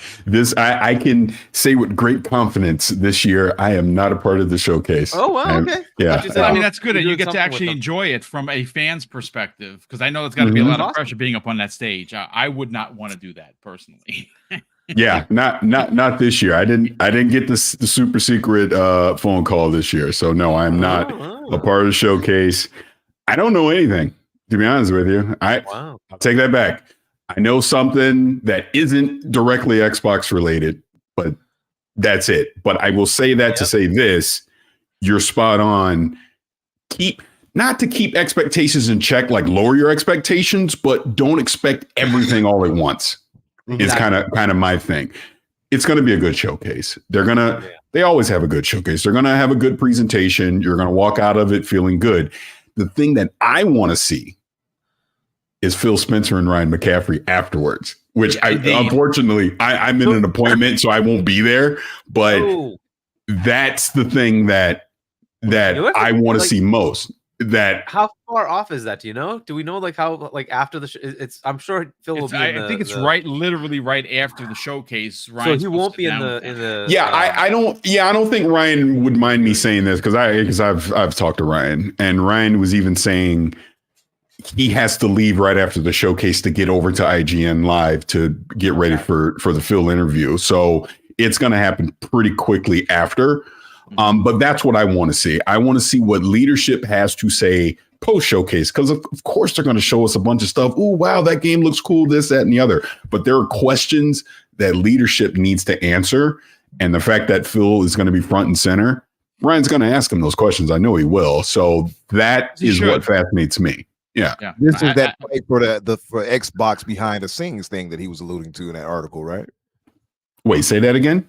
Well, he said the fight for Xbox, where it was Phil, basically the Xbox team against the higher ups in Microsoft, essentially, where they were fighting against their decisions versus theirs. And do you think he's going to touch on that and go into that with I would imagine he would reframe it obviously in a very professional and respectful way. But the question, because here's the way I look at it, and I know he's put out his articles and people have had their speculations about, is this coming from Satya Nadella, Amy Hood, and all that stuff. At the end of the day, Phil Spencer is the CEO of Microsoft Gaming, of Xbox, right? Yeah. Mm-hmm. So everything has to go through him. He can't pat. Well, it was above my pay grade. It wasn't my decision. He's a part of that decision-making process no matter what. Everything that we see, Phil Spencer has to be a part of it. Sarah Bond has to be a part of it. Matt Booty, obviously, with the studio closures, has to be a part of it. They're the leadership team in my eyes. I can't worry about what Satya Nadella or Amy Hood thinks. So whatever they show us in June and whatever they have to say after that showcase is on them. Good, bad, different, in between. Right. Look, the studio closures suck. I get it. I hate it. It's terrible. It's industry wide. It's terrible. what are they going to tell us after the showcase about, like, a lot of people were worried about Ninja Theory coming into this, like, oh my God, Hellblade is Ninja Theory, is that going to be a thing? They need to just put the community's minds at ease as far as some of these titles that we're going to see at the showcase. That's all. And then the other thing I will say, which, because I saw the chat, saw me smiling about a couple things. The reason I was smiling about the Gears of War collection and all that, we have so much speculation over this stuff. It's crazy. Yeah. Who knows? I mean, and the reason I say that is, if the Gears of War collection, if it's even a thing, because I have no idea, but even if it is a thing, if they don't show it at the showcase, you can't in your mind now go, well, that was disappointing because they didn't show me something that was rumored. They never told you it existed. And that's how I go into these things. Perfect Dark is something I know exists. So yes, of course I want to see it there. I would love to get an update on Everwild, things like that. But things that are rumored, I can't have an expectation that they're going to show it to me. So I would rather be surprised if it is there versus thinking, yep, I know this is going to happen. Like I'll even take you back to the Game Awards. A lot of people knew Blade was coming because, it was on the rumor mill. I purposely did not talk about it, speculate on it, because what if they didn't show it? Now you have an expectation. Well, Paris said they're going to show Blade at the Game Awards. And number one, I wouldn't want to ruin that for people. But number two, I don't want that expectation of a rumor. So when Dinga went on stage and they revealed it, that was awesome. So I hope we get a lot of that stuff at the showcase here in June, where there's just things that we don't know about that we finally get to see. Absolutely. Good stuff. Listen, Ham Solo, I know you got to bounce out of here, brother.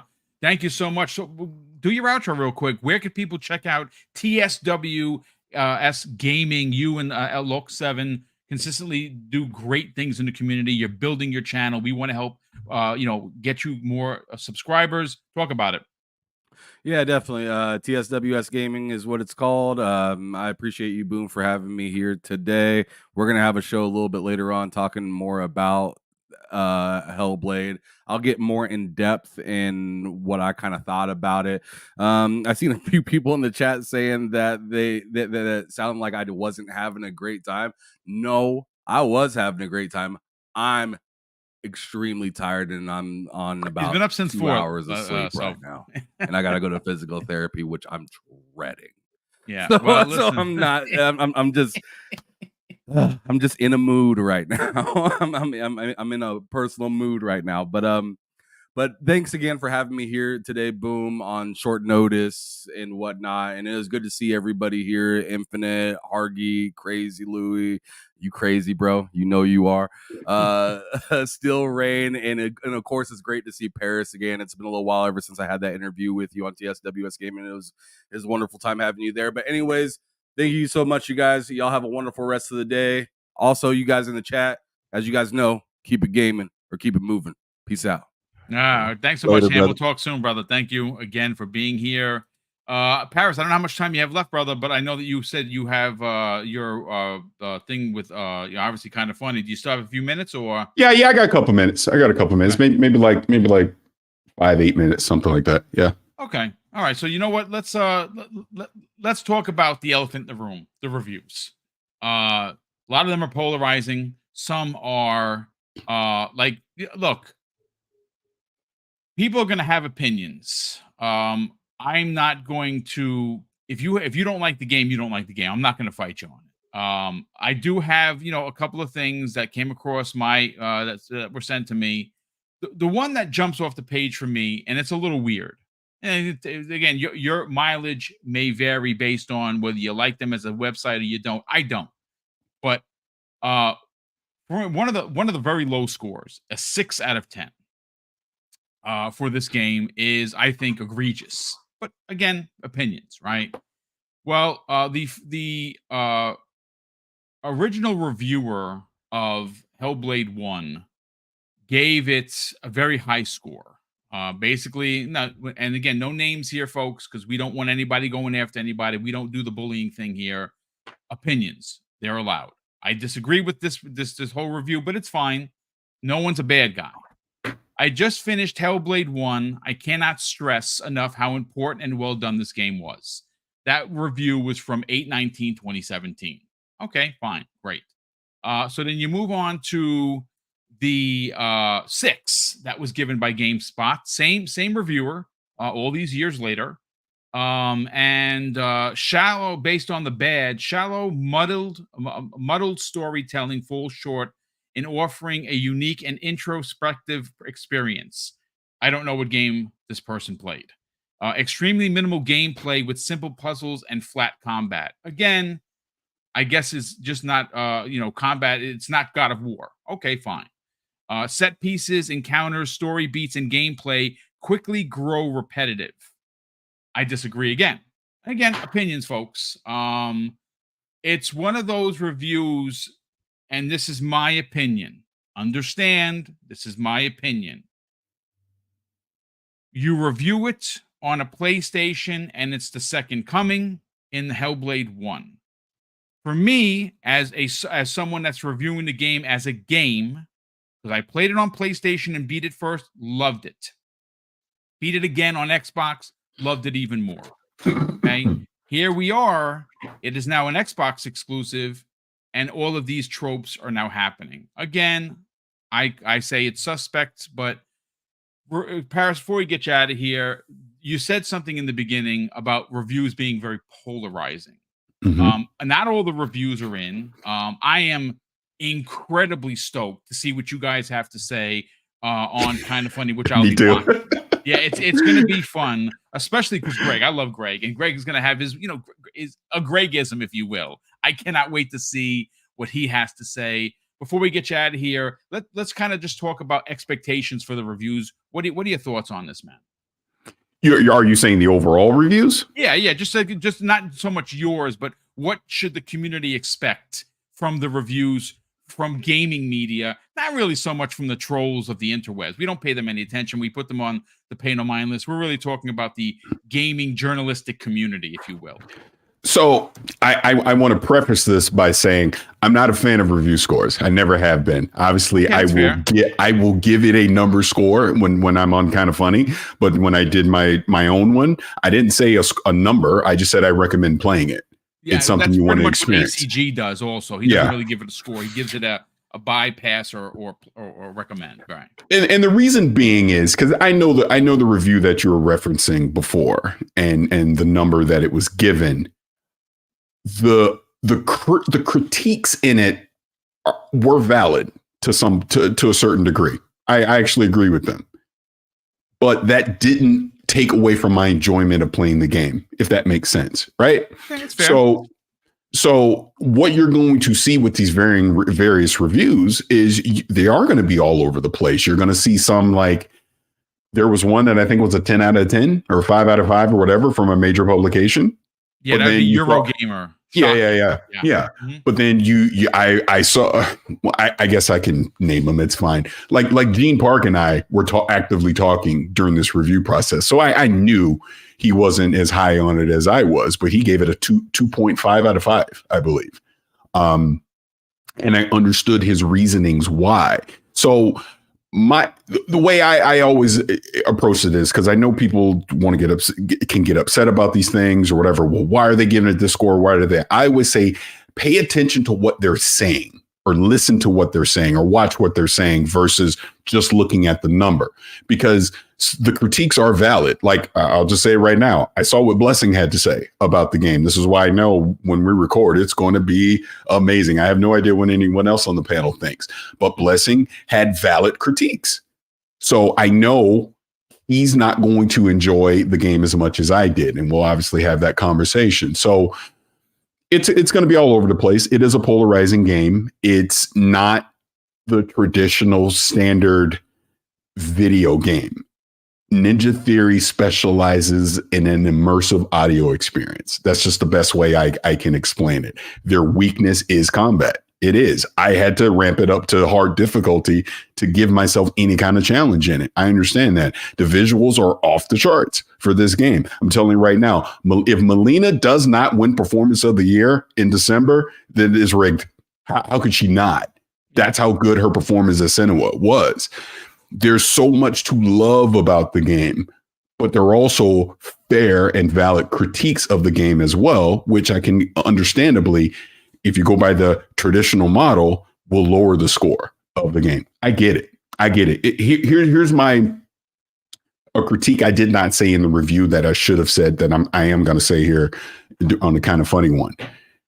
Hellblade didn't evolve, if that makes sense, right? A lot of things that you would have thought feedback would have led to improvements coming into the sequel didn't happen. The puzzles. It is baffling to me that the puzzles are as simple as they are. Like, I didn't need it to be Cocoon, but make me think. I didn't really have to think about the puzzles. It was just, okay, well, I just go over here and do that. All right, I'm done. Now I figured it out and I move on. There wasn't a lot of thought process into these puzzles. So that was definitely a disappointment to me. So I think that's what you're seeing with a lot of these reviews today is people are keying on that. They're keying on the fact that the combat didn't evolve. They're keying on the fact that the puzzles were a little too simple. These are the fair and valid critiques in my personal opinion on that. But as far as the story that's being told with Senua and her journey, the visuals, the audio, all that stuff is top notch. That is top notch stuff, which I hope, again, if and I don't want to spoil nothing. Let me stop talking. I don't want to spoil anything.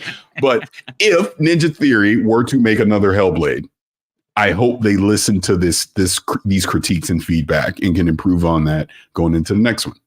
That's all. Yeah. No, good stuff. Hey, listen, Paris, brother, thank you so much for stopping by. We super appreciate you having the time. I know you had a canceled meeting. So yes, for us, thank you so much for that.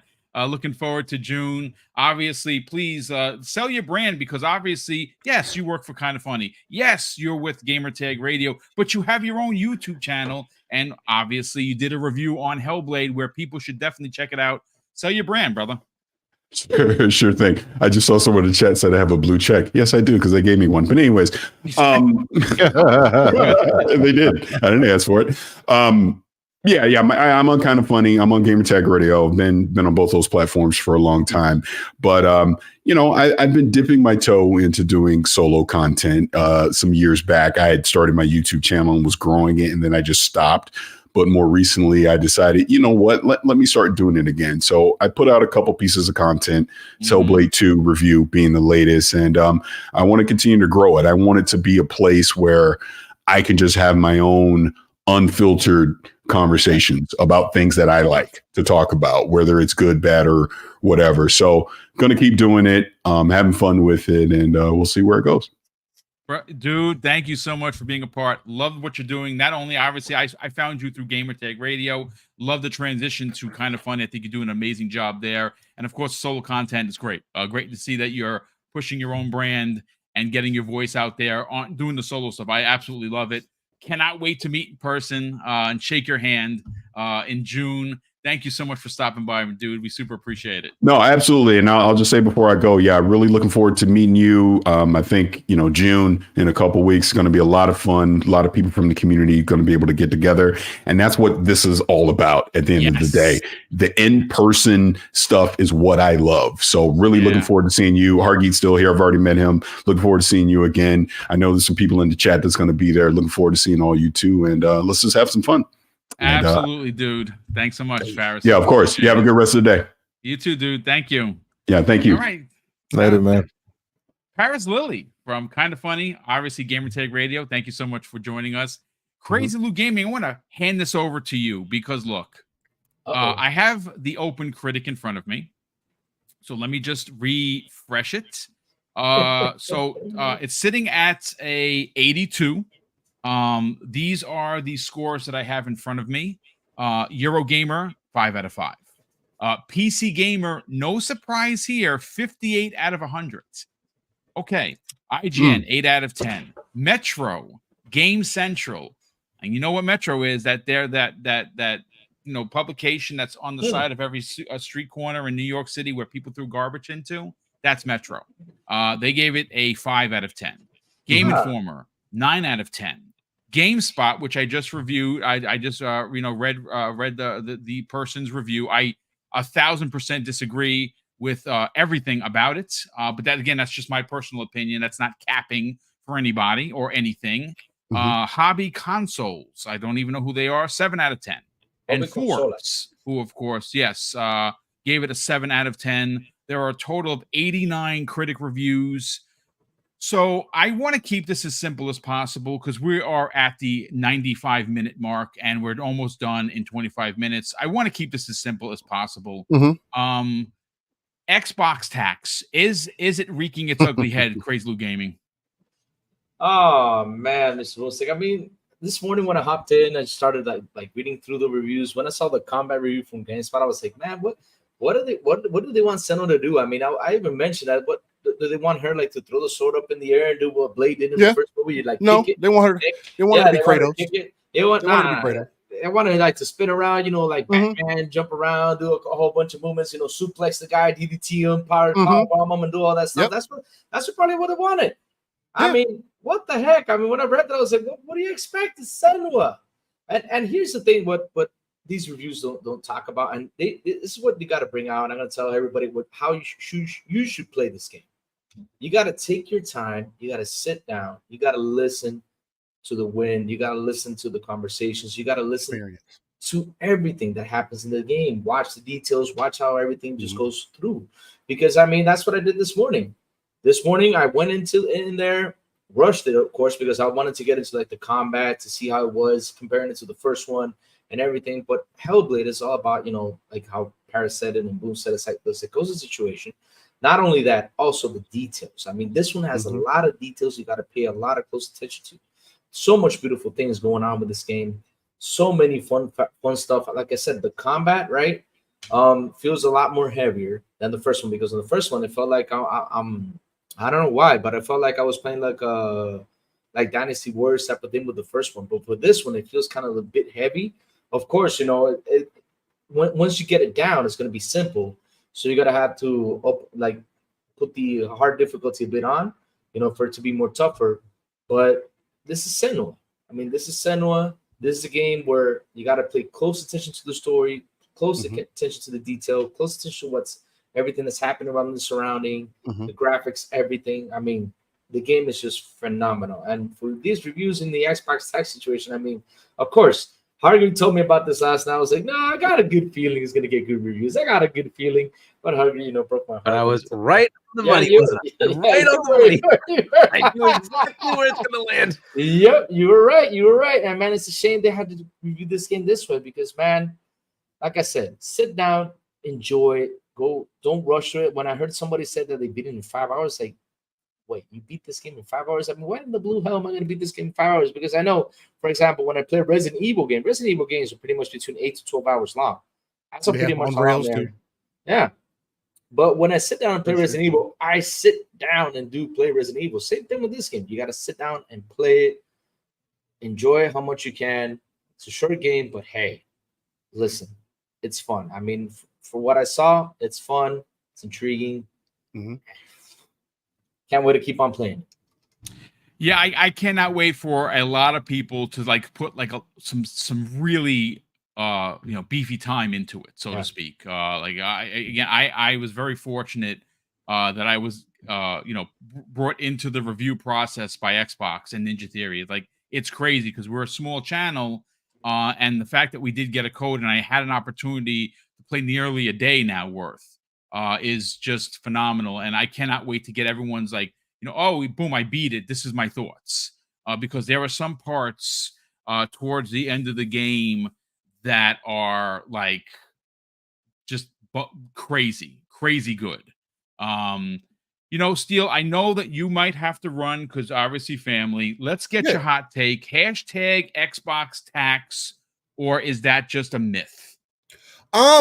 Man, it's what the strangest thing for me is seeing the score be around the same as the first one. Now, you could explain that and say, well, it's not much improved over this. Look, the game is much improved over the first game, point blank period. You cannot dance around that. If you're going to judge it for things that are outside of or things that you wanted personally from the game, that is very different than what is being presented to you. And if you're going from the first game into the second game, it's the same thing with Spider-Man 2. I haven't personally played Spider-Man 2, but I have played Spider-Man 2018 on PlayStation 4, and I also played it again when it came out on PC. Look, I can only imagine, and the same thing for Miles Morales. It's the same kind of combat. It's the same kind of mechanics. You're swinging through the same kind of city. So why is it okay for other games to, when they do their second iteration for their game, third iteration of their game, whatever the case, it's not a problem then, or some games just get crucified more than others. It does seem as though Hellblade is getting some of that, although I can't say for sure because I have not completed the game yet. So I may feel completely different by the end of it, right? Yeah. Now, what I will say is, as someone who played the first game and really and truly enjoyed my entire experience with it, there is no way that I could honestly look at the second game for what I've played thus far and say, man, I'm disappointed that it's not these things. Again, I am a combat fanatic, right? Yeah, you are. Black Yes, you Desert are. Online has ruined me as far as how I look at combat in games. Devil May Cry has done the same things. Bayonetta. There's certain games that have ruined how I look at combat in some games. So simplistic combat especially was my number one complaint about the first game. Like, I'm not expecting for it to be God of War, and I understand it's a little bit more based in their version of reality. And she's dealing with all these things internally as well. But there are some godly elements that are presented here that makes me feel, as well as the time slowdown mechanic and the things that they have, that they did iterate on here. Now, again, reviewers can have their opinion and feel however they feel. At Paris' point, it's just an opinion. And if that's how they're critiquing it, then it is what it is. All critiques are fair. Combat thus far, again, I can't speak on it in totality, but I would like there to be a little bit more variance in the combat. Now, I am going to set it to hard and see how much of variance that it actually does give me, because I traditionally do that anyway. But it's just, there are certain things that I can't help to say, well, man, I would have loved these things just because of how visceral the combat in Hellblade feels in totality. I can't think of another game that, outside of Ghost of Tsushima, I think it does pretty well there as well, making the combat feel very upfront and center to you. When you're dodging attacks, I feel the pressure to dodge, because if I don't, I feel like I flinch a little bit in real life. Like I'm holding the controller and I'm like, oh snap! Like, and that's how I know that they did really good, not only mocapping it, but giving you the presentation of the game. As a game, I just want to see more games. I just want to see more of these pieces of art get judged for what they are versus what people thought it needed to be in their expectation or whatever the case. Because I could take down so many points for it not being twice as long as the first game. That's because that's what I wanted. Now, to the point that we had earlier, is there is a certain amount of enough. And if this game already is locking me back in and making me feel like, man, I want to keep playing, I thought when I played the first Hellblade that was enough. I didn't need to play it anymore. So I may be completely satisfied by the time I get to the end of this game, right? So it is extremely fishy to me, and anybody can take this how they want, but it is fishy to me that a game that iterated on everything that it did before, just because it didn't have an axe that you can throw and returns to you, or there's not a sun there, or there's not all these other mechanics in there. I don't have armor to put on. Well, you don't have cosmetics. What did you want else in this game that Ninja Theory didn't talk about? Right? Yeah. And that's my thing. I do hope that the combat gets better, like there's going to be more variance in it, doing the swings, the angles, because all those things are things that I'm looking at. Oh, when I dodge, where does she swing from? Oh, if it is the same move every time. Hellblade 1 felt like that. It felt very mundane. No, you're gonna sometimes. get some varied combat. There's See, a lot. and- It's not just the sword what I like to swing hear. that you're gonna come across. There See, are and that's what other I'm looking for, things. right? Yeah. And those are the things that I'm looking for. So it's just, if anything, with my 2 hours in, and from what I'm hearing from other people who have completed it, I'm getting more excited about continuing to drop in, and get into further into my experience. And it's just really unfortunate that we're moving further into this space where it seems to be difficult for people to be objective, versus not. So that's just how Great points all around, dude. Honestly, great points. Listen, Infinite Number, are you there, kind sir?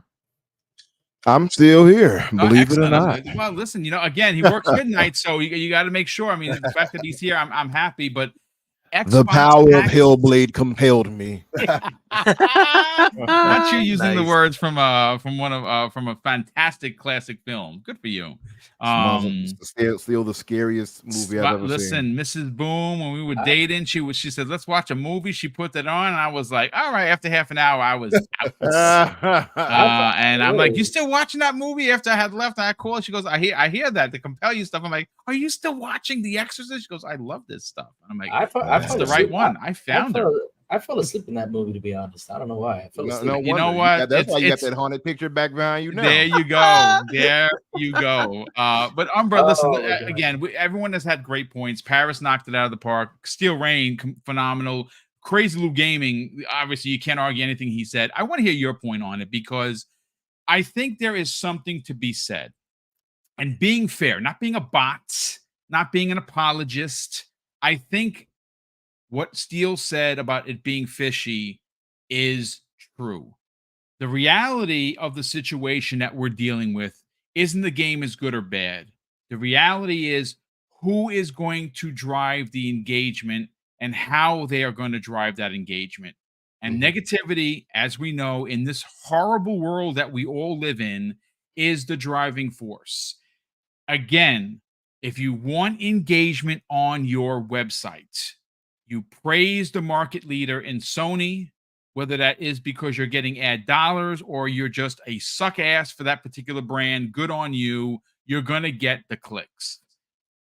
What we have seen and what continues to be a constant in the conversation when it comes to Xbox is PlayStation good, Xbox bad.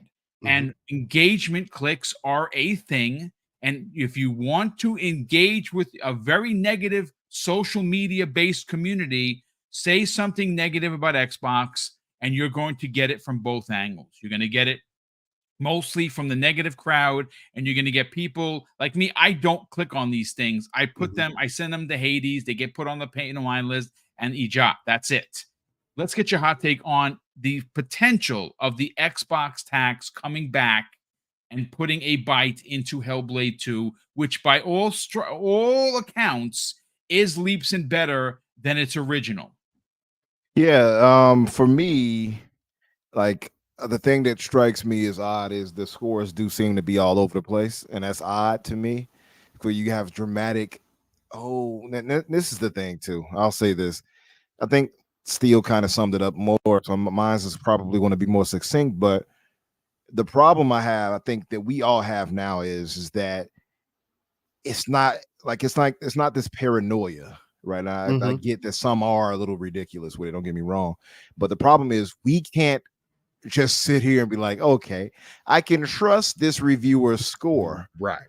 We only have a handful of people who we can kind of do that for, but we have this unhealthy, viewpoint when it comes to these reviewers where we can't really trust them anymore. And I think it's reason for that because they've shown us that they have different agendas. You know what I mean? That's the problem. And so you see people like Metro. Nobody should be taking Metro serious. And the problem is they have a weighted score on them. So when they give a 4 or 5 or something like that, it hurts the game. So how can you really take that serious and then be like, oh, look at the meta is this when they have purposely tanked it? You look at the what's his name, the Jim Sterlings, right? Who will purposely give a 4 out of 10 to a Starfield because he hates Bethesda, and it tanked the score. IGN gave it a good score, so I'm not going to put them down on this. But in general, this weighted review thing that they have for them needs to stop. That's one. That's the biggest problem. I think they need to as they will say, rejigger the system, if you will, on how review scores are accumulated and used. Because people will get mad at Metacritic, but Meta is just an aggregate. It's not like Metacritic is doing it itself. It's just putting the scores together. But they just need to figure that out. That's the bigger problem overall. And these companies know, these people, rather, I think it's an agenda in general where they tell them, hey, we need to bring people to our site. And you have all these other scores that are 80s, 90s, whatever, etc. And hey, how do we stand out? Oh, I know, a 4 out of 10. That'll do it. Like, obviously, this rage baiting right there alone in itself, right? And it's controversial, it's provocative to get the people going. So it's going to bring people to you, and that's what they want. So the agenda is there already for that. And I'm not even saying that the people can't feel the way how they feel, because I'm reading some of the stuff they say, and it seems consistent in some other instances across the board. Now, some people who I do trust had a negative view on it. I trust Gene Park. I think he's genuine. Yeah, I like You know Gene. I don't think he's not a clickbait chaser, to be Yeah, I honest don't with think you. he's That's that not at that's all. not his style at all. I You like got Gene. Mr. Matty Plays. A lot of people, I like Mr. Matty Plays. I trust him. I think he's honest. I think he's fair. I don't think he's lying when he says the way he felt. You know what I mean? Now, that's not to say that you couldn't have played something and then had a different want, like Steele was pointing out, that you wanted it to be and you based your view on it. That's not to say that, because that can happen. You know what I mean? People can be like, well, I wanted it to be this kind of God of War-esque thing, right? And people have placed the thing on it that it shouldn't be placed on it. But I don't know if that's what it was for him. But I think that, that can happen. But I think Mr. Matty Plays is pretty fair. So I don't want to write everybody off just because they give it a negative score. I think we all have to be careful of that. Oh, absolutely. Yes, I said that's why if you give it a bad score, that's on you. I won't watch Maddie's video. That doesn't mean he's a terrible person. Yeah. No, I'm not going to watch that video because I know what he's trying to do. I know what he's trying to say, and I don't need to listen to it. Yeah, and if your views on it is whatever it is, what it is, right? Like, for me, it doesn't bother me one way or another to hear it, because I'm going to make the decision myself. It's never going to be a matter of somebody else painting my picture, right? But and I think too, the inverse of that is you have these guys doing these lower scores, and you'll have everybody else like, oh, it's 100 out of 100 or 10 out of 10, and I'm like, I don't know if it's necessarily that either. And I think because that we know that they're going to have these 4 out of 10s, we have the other side saying, well, I have to give it a super high score too, because I did see it positively, but let me make sure it's really positive because I know these other scores are going to tank it. That's the problem with these review things that the way I see it. Like, we can't have this real balanced thing because none of us trust each other. That seems to be the biggest thing I take away from this. But yeah, I don't trust PC Gamer. I don't trust Metro. So when I see them, automatically I expect it to be trash when they give a review for something, and it almost always is. Yeah, it's so almost like 10 out of 10 times you're going to get a negative review from Kotaku, from GameSpot. It's almost expected. Yeah, and I think I think they gave like Forza. I think that might have been the only one they gave a positive score to, if I'm not mistaken. Yeah, I think they did. Yeah, I think they actually the only one of the few that gave it actually a positive score. Shocking. Yeah, so I don't trust those two particularly. Like, we expect them to be exactly what they were. So when I saw it, I was like, okay, that's in line. GameSpot, that's another one. I don't trust Well, I'm not gonna say I don't trust them. I trust them to be exactly where they're at. It's always a 5 or 6 out of 10. Almost. Am I wrong, Hargeet? No. Always. It's been like that for years with them. So, well, look, they are always lower than everybody else by like a full 10 points or 1 point, whatever scale you want to use. So they're just like that anyway. But yeah, you can kind of expect a little bit of a. Anyway, I'll get into my. Yeah, and that's the thing for me. So like, I think the bigger thing out of all of this is we're gonna feel how we feel. And much like, what is it? Cuckoo Choo. Like you said, ACG is one of my favorites too. I trust ACG. I think he's one of the better ones out there. But yeah, man, like I said, I think as what I would say and in part into the audience is like, at the end of the day, make your own judgment. Play the game yourself and judge it. Don't let anybody else dictate to you what you should feel. But also, you don't have to jump off the deep end either. If they say something, they're saying a different view than you. You don't have to be like, oh, down with them. It is what it is. Just don't waste your time with them. That's what I would say. Yeah, again, put these sites on the pay no mind list when they do something egregious. Don't read their reviews. I will not. I know who I can trust. I know that when I tune into an ACG review, I'm getting a full-on review with both ups and downs, highs and lows, and I trust them. Very fair reviewer.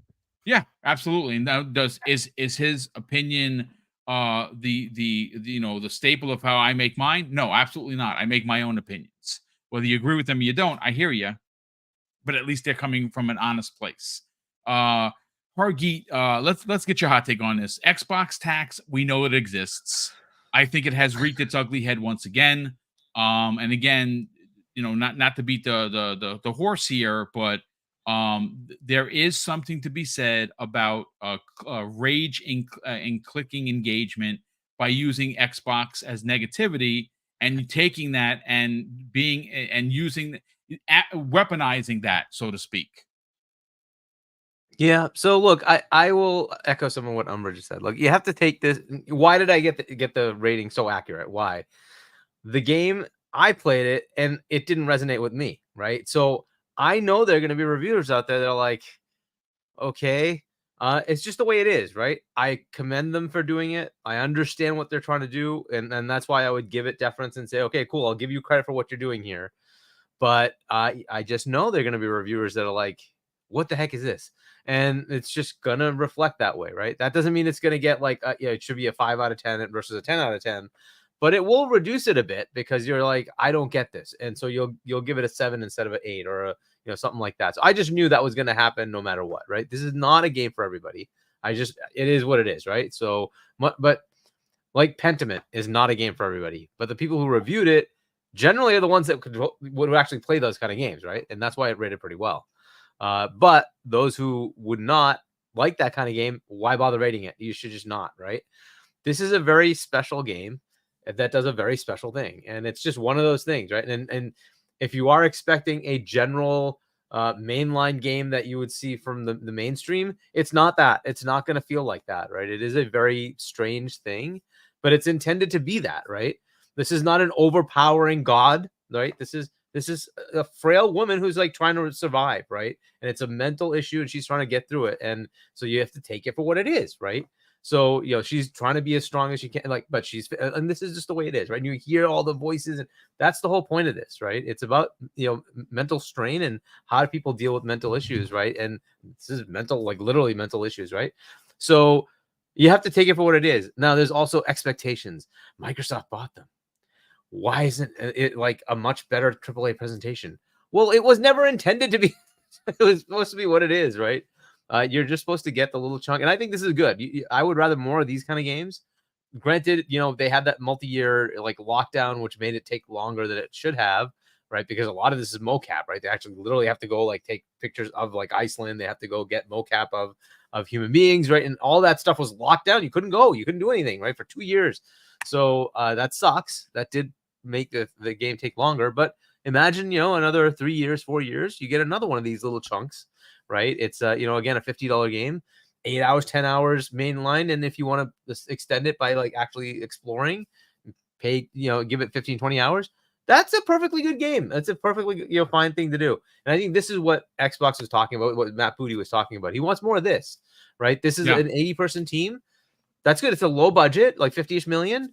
That's good. You spend that much and you get a smaller game and it gives players something to play for like 15, 20 hours and then move on, right? And that's kind of the thing they want to put out there. And then there'll be bigger games as well. That's fine, right? And then they have the biggest game like COD, right? So that's fine. But like this is, I think, what they want to see more of. And unfortunately, there is a lot of like, hey, this is Xbox. So I expected that, right? They're going to say, you now can spend like umpteen $1 trillion. Well, no. It still has to make sense within the studio, within the development team, and for what the game is. right? So I just expected all of that, right? So yes, there is a little bit of Xbox bias. That's always going to be there, like you were saying, Boom. That's just it is what it is. You're just going to have to expect that, right? So, but why I got it on is like I know like the last one was like 83, maybe 83, 84 meta. So I'm like, okay, it's going to be right around there, but a little bit better. So I would expect if there was no tax, it'd probably be like an 86, 87, right? But I knew the tax was going to be there. So I expected it to say high 70s to low 80s. And like, I think it's 82 open right now and 81 meta, right? So open critic is 82 and Metacritic is 81. Yeah. So it's like right exactly where I expected it. And that is specifically because I knew that it was going to be a little bit better graphically. You can't tell me it's not better. It's phenomenally better. It's leaps and bounds better. There's no doubt about it. But there were going to be expectations of, hey, why isn't this like leapt up higher? Like why isn't the combat like 20 times better? It's like because she didn't suddenly become God of War. She's still Senua. It's not going to change dramatically. She might have a little bit less hesitation to fight, but that doesn't mean she's suddenly a ninja. That it's just not like you have to keep it in context, right? But people want like escalation. This is supposed to be about a human's real like head going crazy, right? That you have to put it in context, but people want other things, and that's fair. I get it. As a game, you want gamification and you want the puzzles to be better. I get that. I'm hearing, by the way, both sides. Some people think the puzzles are much harder. Some people think it's much easier. It just depends on who you are, right? And so I'll leave that for the player. You'll have to figure that out for yourself. But I expected this exact thing because it's not in line with the normal type of game, right? This is a very different type of game, which is why it didn't resonate too much with me. I finished the first one, but it was like, okay, that was all right. And I expect the same here. But I also understand that in that case, I will also rate it based on that and not say because I didn't enjoy it as much that I'm going to give it a 5 or a 6, right? If it's doing what it's supposed to do, it's fair to give it a higher score for that. And I think that's what you're getting. A lot of the people who are rating it are saying, yeah, but it's really like what it was supposed to do. It's really good. So I'm going to give it like a 9. I'm going to give it a 10 because it's doing what it's supposed to do. And that's fair. And then for those who are saying it's a 6, you have to ask yourself, is it really a 6? Is it, or maybe more of it like an 8, maybe a 7.5? Because that's where I would say if it's not meeting some of those like puzzle and combat ticks for you, maybe you could say that. But again, I would suggest you have to understand what this game is. Don't expect Senua Saga like Senua is going to be somehow like a new samurai. She's not a samurai. It's just this is who she is, just like a normal human being trying to struggle through this, right? And you have to take it for what it is. She's not suddenly going to become like combat proficient from hell. Like it's just not going to happen. You just have to deal with that, right? But again, so I expected all of this, and I could just see the thing. I'm like, it's gonna land here. It's just exactly where it's gonna. So that's how I could come up with the like area of where it was gonna be in meta. Now, again, I fully expected some of these little things, and there's gonna be more, by the way. I think codes were not given to everybody, so you're gonna see more of those, and you're gonna see some of those like this is Xbox, they clone studios, so I'm gonna give it a 4. Okay, yeah. Fine. Yeah, it's gonna happen. It is what it is. You just expect it. It's gonna happen, right? What I would love to see is the same number of studios. Actually, more studios were closed by PlayStation. So I want to see that happen over there too. PlayStation closed studios. So the next game they put out, you better have the same energy. Oh, you're not gonna have the same energy. Oh, well, I'm shocked. But that's the way it is, right? This is what it is, right? Everything Xbox does is evil, and then everything PlayStation does is saintly. And but even though they're the assholes of the entire industry, but that's okay. It is what it is. You just expect it, right? Fine. So I mean, listen. Like at the end, I can figure out where things are going to land because of that. So. I think we could have all telegraphed where it was going to. Shout out to Steel Rain who had to bounce. He had to go, take care of some family stuff. So thank you. Yeah, I got to bounce too. I got a meeting now. So. All right. So obviously we'll see you later, Hargeet. Thank you so much for being a part of the show. Let me just fix this. I'm going to read this, catch up on the super chats, folks, and then we will get everyone out of here. Again, we had a ton of people here. If you enjoyed the conversation, I think it was real. Please consider subscribing. Hit the like button on the way out the door. Share this on social media if you are enjoying the conversation and you want to help us grow the channel. Of course, let me just catch up on the super chats and we'll get everyone out of here. Jax82 voted, basically drops a very generous $2 super chat and says, Hellblade 2 Game of the Year already voted. Yeah, it's going to be in the conversation for sure. we'll see. We'll see what happens at the end of the year, specifically for the Game Awards. I would imagine in some of the bigger, more prestigious awards, you're going to see this win a lot of trophies because obviously with the tech that they used for it and the performances alone are just phenomenal. They're going to win on sound. This is going to mop up a lot of the W's towards the end of the year around award time. Machine XP drops a very generous $5 super chat and says this: we all know how these big publications operate. Buy up the smaller corporate competition to only shut them down a year or two later. Not the first with IGN. Yeah, we're gonna probably be. I want more of this to come out. I know they're already starting to let. They called it redundancies in some of the publications that they purchased, which means layoffs, which isn't good. And I know that IGN specifically criticized Xbox for layoffs.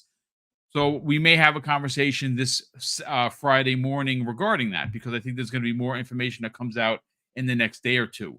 Juan drops a very generous additional $5 super chat, and he goes on to say, do we know why they don't release games on weekends? I'm here at work dying to play Hellblade.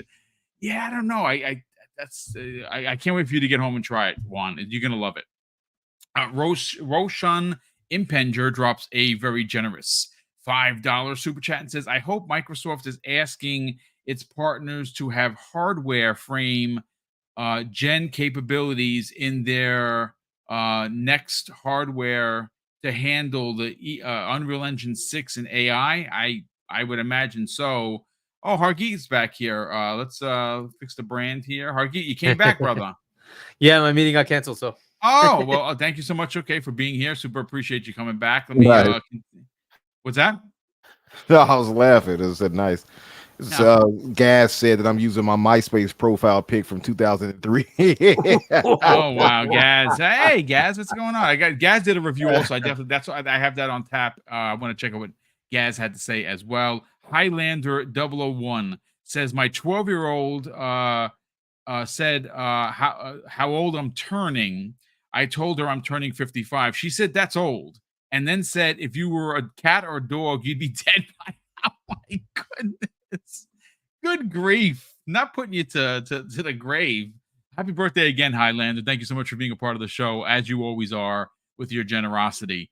Sir X-Man, who's going to be a guest with us on Wednesday evening, that is tomorrow, says this after dropping a $2 super chat. It says, Paris, what do you have in the Xbox refrigerator? Yeah, he probably has, I don't know. Hopefully he has Dr. Pepper, or at least ginger ale. Highlander 001 says, Paris has bottles of pony tears in his fridge. Chris nice. R drops a very generous $5 super chat and says, I've said it before, GameSpot is the Russian judge of game reviews. Oh my goodness. I think you're talking about I think that's Dodgeball. I think that that's the reference to. And William Lewis. William, welcome to the program. He drops a very generous $2 super chat and says, Dreamcast guy gave Hellblade 1 a 9.5, and then he gave Hellblade 2 a 4. Yeah, see, Dreamcast guy, you know what? I'm not even going to comment, because all I'm going to have to do is say negativity. And listen, he is who we thought he was. He's not a good content creator, and he does things for clicks, and he's just packed with falsities. Pay him no attention. Boom, I'll just add, like you say, like you will give engagement to them. I'm actually giving engagement because I want to actually see what they have to say. So, like Maddie, I know Maddie, and I'm gonna see what he has to say and where his disappointment comes in, and the GameSpot, right? Their article, I wanted to read through. I read through a lot of it to see where their disappointment is, because I want to understand what the negatives are, right? And like where are they coming up with this, so that I understand. So I do that so I understand their patterns, right? And that way I can tell you what's gonna happen next, right? So that's kind of why I do engage. Unfortunately, it is what it is, but I engage with the positives too, right? So I want to see what the positive side is and the negative side, and that way I mean that's fair. Look, like I said, engage how everybody wants to engage. I know who I'm going to watch. I have a bunch of reviews queued. I'm going to watch. I'm going to listen to them. I can't wait to hear a lot of them. Some of the stuff I saw was just based on their titles. I'm like, Matt, you know what? I'm just not going to pay attention because I know where they're going. But listen, let's get everyone out of here. Crazy Lou Gaming, that's still the brand of the Xbox International Podcast. Sir, where can people subscribe, tune in on Wednesday evenings at 7 p.m. Eastern Standard Time, and more importantly, see you on a daily basis, well, doing crazy things? Oh, BoomStick, thank you for having me on the show, man. It's been a lot of fun. Oh, man, you can find the crazy one. You can find the crazy one at Twitter, Crazy Louie Gaming. You can find me also in the mornings with Good Morning with Crazy Louie. I still have not set up the time because I just go on when I go on. Just watch me on Twitter when I post it. Watch me on YouTube when I post it. Just come and join me. And Xbox International Podcast at 7 p.m. ET on Wednesdays with Silent Cypher, Sablo, and the Big Plume. And also on Fridays, sometimes hanging out with the Spanish guys over there on the Xbox International Podcast in Espanol at 7 p.m. ET with Elvin, ASCAP Gaming, and Eternal Shaddai. That's where you can find the crazy one. And Nice, what about brother. the crazy one behind you, Crazy Louie?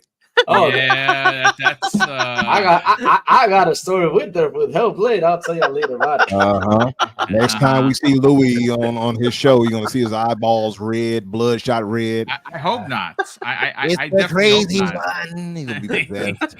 Oh my goodness, he's been possessed. Infinite Umbra, let's tell your brand, brother. Talk about the Oh, fix. You and Danny McGee do a great show each and every Thursday at 8 p.m. Eastern Standard Time. Where can people subscribe to your YouTube channel, help continue to grow it, and more importantly, follow you, kind sir, on social media? Yes, sir. Good show.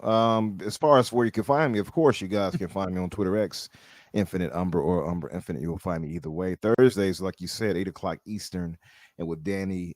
So Danny is actually out of town. He's out of America, really. He's going to Italy, him and the family. Oh, Bobbity nice. boopity. Yeah, so he's bobbity boop bibbity bobbity. So he's gonna get his, his Italian on, and so he's gonna be out until actually after the showcase. So he returns for the 13th. He'll be there for the show on the 13th, which is fitting. I mean, we're right after the showcase, so it'll work out. Do want to have a big, like, stellar cast for that, which I did last year. We had like Dealer, Rand, all of these big names on it, so I want to try to do something, emulate that again for this year. So yeah, so right now I'm kind of in the head hunting kind of thing. I'm trying to get some guests lined up for these next few weeks and stuff like that. I'll slide through for sure.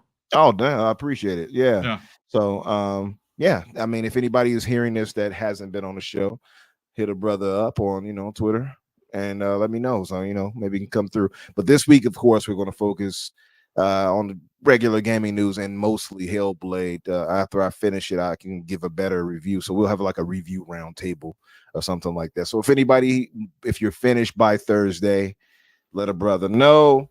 Come on through, give you a review. It'll be, I don't want to say it'll be a spoiler review, but we'll definitely have a review. Give our thoughts on it. But yeah, awesome. But good show. Thanks for joining us, Hargeet. Well, thank you for being a part of today's show, as always. Hargeet, obviously, we want to help sell the book of Emergence, which is right here in hand, because I'm an old man and I actually like print. Talk about your book, where people can buy it, and more importantly, what else you got going on. Yeah, so there's the URL, shop.china.us. Take a look, and you can get it from Barnes & Noble, Amazon, Lulu. You can also, if you want to get a signed copy, there's the signed copy bundles. There's some merch if you want to get it. So check that out. You can also subscribe to my YouTube channel.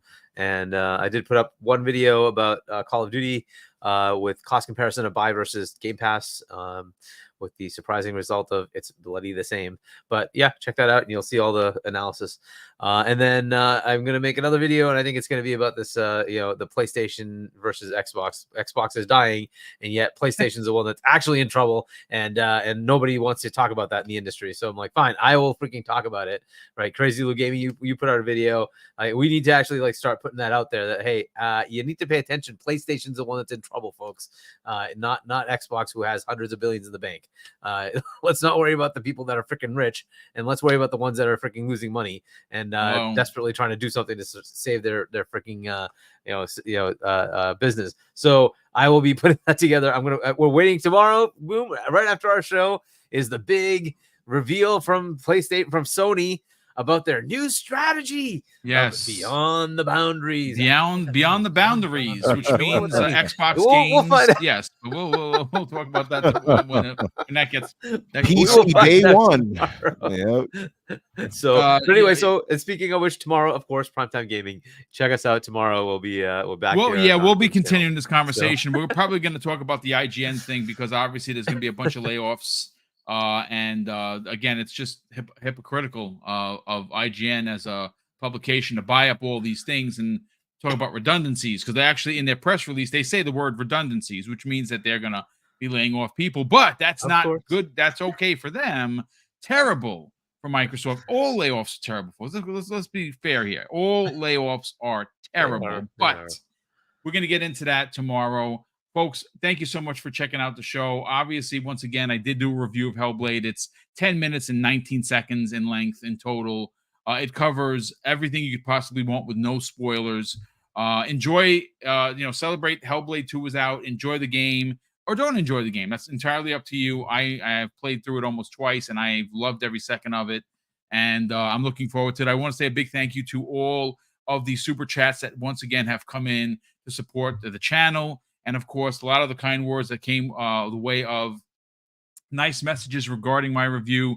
I am enthralled by how nice people are, and trust me, they those nice words do mean a lot for me. But of course, I'm going to close out today's show with something that's incredibly important to me, folks. Hopefully, one day it'll be important to you, and that's something that my dad taught us when we were kids. And he would say, "Craig, treat others how you want to be treated, and also it doesn't cost anything to be nice. You live by those rules, son. I can guarantee you're going to have an awesome day." So take care, everyone. And we'll see you next week on the newest episode of the Xbox Factor Podcast.